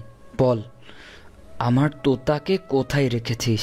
মহিলা এসে জেহেরকে থামাতে গিয়ে বলল, তাহসানকে ছেড়ে দে বলছি। কে তোতা? তাহসানকে এর তোতাকে চেনে না। জের অগ্নিদৃষ্টি নিক্ষেপ করলো তথাকথিত মায়ের দিকে। দাঁতে দাঁত চেপে পড়ল, তোতা আমার সবটা, আমার জান। আপনার ছেলে আমার জানের দিকে হাত বাড়িয়েছে, আর রেহাই নেই ওর। বলে তাসানকে আরেক দফা মারতে যাবে তার আগেই বাইরে থেকে কনকের ডাক ভেসে এলো, জেহের দ্রুত গ্যারেজে আয়। শুনে জেহের তাসানকে ধাক্কা দিয়ে তাসিফের কাছে ফেলে পড়ল, একে ধরে রাখ, পালাতে যেন না পারে। বলে দ্রুত দৌড়ালো গ্যারেজের দিকে। তার পেছন পেছন দৌড়ালো বাকি সবাইও। গ্যারেজে যেতে কনক দেখলো মাটির নিচ দিয়ে দরজার মতো কিছু একটা বেশ লুকিয়ে রাখা হয়েছে বলতে গেলে। দ্রুত পাতলা পাতটা ওঠাতে দেখলো লোহার রড দিয়ে ঢাকনা, যার এক পাশে তালা দেওয়া। পোর দ্রুত টস মেরে দেখলো ভেতরে অনেকগুলো মেয়ে হাত মুখ বাঁধা অবস্থায় আটকে আছে ভেতরে। এই দৃশ্য দেখেই রক্তলাল চোখে তাহসানের দিকে তাকালো জেহের। পরক্ষণে ভেতরে তাকিয়ে জোরে জোরে ডাকতে লাগলো তোতাকে। তখনই ভেতর থেকে তোতার গঙ্গানির আওয়াজ ভেসে এলো, যে দ্রুত এদিক ওদিক তাকিয়ে লোহার একটি রড এনে তালাটি ভাঙলো। তারপর দরজাটা খুলেই ভিতরে ঢুকতে গেলে পোর তাকে বাধা দিয়ে বলল, তুই থাক, আমি নিচে নামছি। নিজের সতর্ক পানি ছুঁড়ে বলল, আমার তোতাকে। শুভ না হয় সত্যি, পাঠিয়ে দিচ্ছি তুই শুধু। পোর তাই করলো। নিচে নেমে একে একে সবগুলো মেয়েকে বাঁধন খুললো। তারপর একে একে সবাই উপরে উঠতে লাগলো। তোতা উঠতেই জেহের চাপটে ধুলো তাকে। তোতা ভয়ে আটসাট হয়ে ধরে রাখলো জেহেরকে। বুকের ভেতর লাফাতে থাকা হৃৎপিণ্ডটা যেন আবার স্বাভাবিক হতে লাগলো। তোতা মুখ তুলে কান্নারত কণ্ঠে বলল, আপনি আজ এত দেরি করলেন কেন? জানেন আমি কত কষ্ট পাচ্ছিলাম। যে পাগলের মতো তোতার সারা মুখে চুমু খেতে লাগলো। এলোমেলো ভাবে আদুরে হাত বুলিয়ে দিতে দিতে বলল, সরি জান, আমার খুব ভুল হয়ে গিয়েছে। আর কখনো তোকে একা রাখবো না, আই প্রমিস। তোতাকে নিজের মধ্যে রেখে জেহের তাকালো তার মায়ের দিকে। আপনার এই ছেলে জানে না তাই না? তাহলে এগুলো কি? উত্তর দিন, এগুলো কি? মহিলা কি বলবে সে তো নিজে স্তব্ধ হয়ে গেল তাহসানের কাণ্ডে। তাহসানকে আরো কয়েক ঘা দিতেই সে ফটাফট বলে দিল আজ রাতে এদের সবাইকে পাচার করার কথা। নিজেকে সামলে নিয়ে জেহের এগিয়ে গেল তাহসানের দিকে। তখনকার লোহার রডটা তুলে তাহসানের দুই হাতের কোনোই বরাবর মারতে মারতে থেতলে দিল সে। এরপর হিসিয়ে বলল, এই হাত দুটো দিয়েই আমার তোতাকে ছুঁয়েছিলি তাই না? আমি এগুলো শেষ করে দিব, আর বাকি সব আমার বন্ধুরাই দেখে নিবে তোর। মহিলা আবার একটু এগিয়ে সে নিজের ছেলের জন্য আকুতি মিনতি করতে লাগলো, কিন্তু কোনো লাভ হলো না। শেষমেশ রেগে বলল, আমি তোর মা জেহের, তুই এই মেয়েটার জন্য তোর মায়ের অনুরোধটুকু রাখছিস না? জেহেরও তেতে উঠে পড়ল, না রাখছি না, কারণ ও আপনার মতোই নিকৃষ্ট নয়, যে নিজের সুখের জন্য নিজের গর্ভের ছেলেকে ওভাবে ফেলে চলে আসবে। আপনি জানতেন আপনার ছেলে মা বলতে পাগল ছিল। বাবা মারা যাওয়ার পর আমার একমাত্র আস্থা ছিল যে আমার মা তো আছে, আমার দুনিয়া আছে, কিন্তু আপনি কি করলেন? নিজের চাহিদার জন্য আমায় বিশাল সমুদ্রে একা ফেলে চলে এলেন। এই এতগুলো বছরেও একবারও খোঁজ নিয়েছেন আমি কি করে আছি, কি খাচ্ছি, কি পড়ছি, আদৌ বেঁচে আছি কিনা? নেননি। এখন কোন অধিকারে নিজেকে মা বলে দাবি করছেন? লজ্জা করছে না? বলে তোতাকে এক হাতে জড়িয়ে ধরে আবার বলল, এই মেয়েটা আমায় দ্বিতীয়বার বাঁচার অনুপ্রেরণা জুগিয়েছে। ওকে দেখলেই আমার আরও যুগ যুগ বাঁচতে ইচ্ছে করে। মনে হয় আমায় নিয়ে চিন্তা করার কেউ একজন তো আছেই। আর আপনি বলছেন আপনার কথা ভেবে আমি ওকে বিপদে ফেলবো? No way. আজ আমি ছেলে হয়ে আপনার দীর্ঘায়ু কামনা করছি। আমি আল্লাহর কাছে চাইছি আপনি আরও 100 বছর বেঁচে থাকুন। আপনাকে ভালোবাসি বলে এটা চাইছি না। এটা চাওয়ার কারণ হলো আমি আপনাকে দেখিয়ে দিতে চাই আপনি আর এই মেয়েটা এক নয়। আমি দেখিয়ে দিতে চাই আমার মৃত্যুর পরও আমার সন্তানকে নিয়ে কি করে এই মেয়েটা বাকি জীবন পার করে, কিভাবে নিজের সন্তান আগলে বাঁচতে হয় তা আমার তোতাকে দিয়েই শিখিয়ে দিতে চাই আপনাকে। আমি আরও চাই সেটা দেখে আপনি নিজের ভেতরের অনুতপ্ততা নিয়েই ধুকে ধুকে মরে যান। ব্যাস এতটুকুই। তোতা হা করে জেহেরের মুখের দিকে তাকিয়ে আছে। কিসব বলছে এই লোকটা, মুখে আটকায় না কিছু। তোতা চামটি মেরে নিজেকে ছাড়িয়ে নিল জেহেরের থেকে। সেটা খেয়াল করতে জেহের ভুরু কুচকে তাকালো তোতার দিকে। আস্তে করে জিজ্ঞেস করলো, কি হলো তোতা পাখি? অমনি তোতা এক আঙ্গুল উঁচিয়ে বলল, একদম কথা বলবেন না আমার সাথে। জেহেরের ভয় হতে লাগলো, তোতা এমন কেন করছে। জেহেরের চোখ দুটো হুট করেই ভরে উঠল। তোতাকে মানানোর উদ্দেশ্যে হাত বাড়াতে গেলেই তোতা আবার বাধা দিয়ে পড়ল, একদম আসবেন না আমার কাছে। তোতা পাখি আমি কি মানে কি? হ্যাঁ, কোন সাহসে আপনি মরে যাওয়ার কথা বলছেন? আমাকে কষ্ট দিতে ভালো লাগে আপনার? জেহেরের বুক থেকে ভারী পাথর যেন সরে এলো।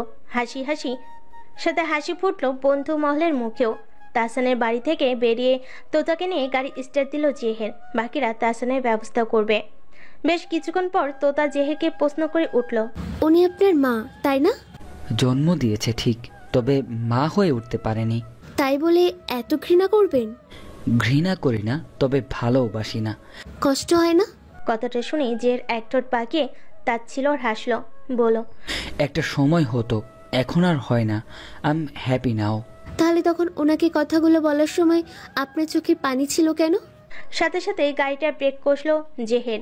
ঘন ঘন নিঃশ্বাস ফেলে নেমে এলো গাড়ি থেকে। মৃদু বাতাসের মাঝে ব্রিজের পাশে গিয়ে কোমরে দুহাত গুজে দাঁড়িয়ে রইল সে।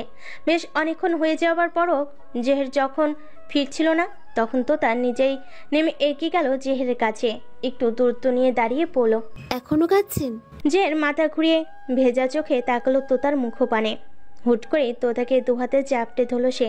তোতার ঘাড়ে মুখ গুজে ওয়াইনি ভয়েসে পড়ল, আমায় বিয়ে করবি তোতা? আজ এক্ষুনি। তোতা অবাক হলো না, কেন যেন সে আগে থেকেই বুঝতে পেরেছে। নীরবে হাসলো তোতা। তাকে চুপ দেখে জেহের তাকে একটু ঝাঁকুনি দিয়ে আবার বলল, কি রে বল? তোতা একটু অবাক হওয়ার ভান করে বলল, এখন কটা বাজে? জেহের আবার বলল, তুই করবি কিনা বল। তোতা একটু দুষ্টামি করে বলল, আপনি না আমার ভাইয়া লাগেন? জেহের কিছু না বলে নিজের এক হাত দিয়ে তোতার কোমর হালকা চেপে ধরল। তাতে কেঁপে উঠল তোতা। নিজেকে জেহেরের থেকে ছাড়ানোর চেষ্টা করে বলল, কি করছেন? ইস ছাড়ুন। বিয়ে করবি কিনা বল। শর্ত আছে আমার। কি? আপনি আর কখনো মানুষ মারতে পারবেন না, আর আমাকে এত ইগনোর করা চলবে না। ভাব নিয়ে থাকা যাবে না, বকা দিতে পারবেন না। জেহের এবার তোতাকে ছেড়ে দাঁড়িয়ে পকেট থেকে ফোন বের করে কনকের নাম্বারে ডায়াল করতে করতে বলল, একটা শর্তও মানতে পারবো না, শুধু অনেক ভালোবাসতে পারবো, ব্যাস। বলে ফোন কানে নিয়ে কনককে বলল, তোদের কাজ হলো? এই তো ফ্ল্যাটের দিকে যাচ্ছি। ওকে, যাওয়ার সময় কাজে নিয়ে যাবি। বিয়ে করব এক্ষুনি, ব্যবস্থা কর। বলে ফোন কেটে দিয়ে তোতার হাত ধরে গাড়ির দিকে যেতে যেতে বলল, চল। তোতা এগোচ্ছে না দেখে জেহের আবার তাকালো তার দিকে। চোখের ইশারায় বোঝালো। কি হলো? তোতা কাচুমাচু করে বলল, একটু বেশি তাড়াহুড়ো করে ফেলছি না? জেহের হালকা হেসে এগিয়ে এসে তোতার কপালের উপর পড়া চুলগুলো কানের পিঠে গুজে দিতে দিতে বলল, ভয় পাস না, বিয়েটা করে রাখবো আজ, বাসরটা আজ করব না, যা। ইস, লোকটার মুখে কিছুই আটকায় না। এইদিকে যে তোতা লজ্জায় কুকড়ে যাচ্ছে, তা কি দেখতে পারছে জেহের? জেহের এবার হেসে তোতাকে টেনে গাড়িতে উঠাতে উঠাতে বলল, এবার তো চল পাখি। সব নিয়ম মেনে খুব সাধারণভাবেই রাত 3টার সময় বিয়েটা হয়ে গেল তোতা আর জেহেরের। বিয়েতে উপস্থিত ছিল শুধুমাত্র তার বিশ্বস্ত বন্ধু মহলটাই। এরা সবাই একই ফ্ল্যাটেই থাকে, যেহেতু বেশিরভাগ বিবাহিত বলা যায় ফ্যামিলি ফ্ল্যাটই। তোতার জন্য সার্ভেন্টিও জড়িত আছে তাহসানের সাথে। তাই জেহের বেশ চিন্তিত তোতাকে নিয়ে। সার্ভেন্টি তো বন্দি, কিন্তু আর যে কাউকে তোতার জন্য বিশ্বাস করে রাখতে পারছে না সে। অমনি নিষাদ বলল, তুই ব্যাচেলার বলে এতদিন থাকিসনি নানা বাহানায়, বুঝলাম তোর নিজের বাড়ি আছে, কিন্তু এখন তো তোতার কথা ভাবতে হবে তাই না? তুই চলে গেলে মেয়েটা একা কি করে থাকবো ওই বাড়িতে?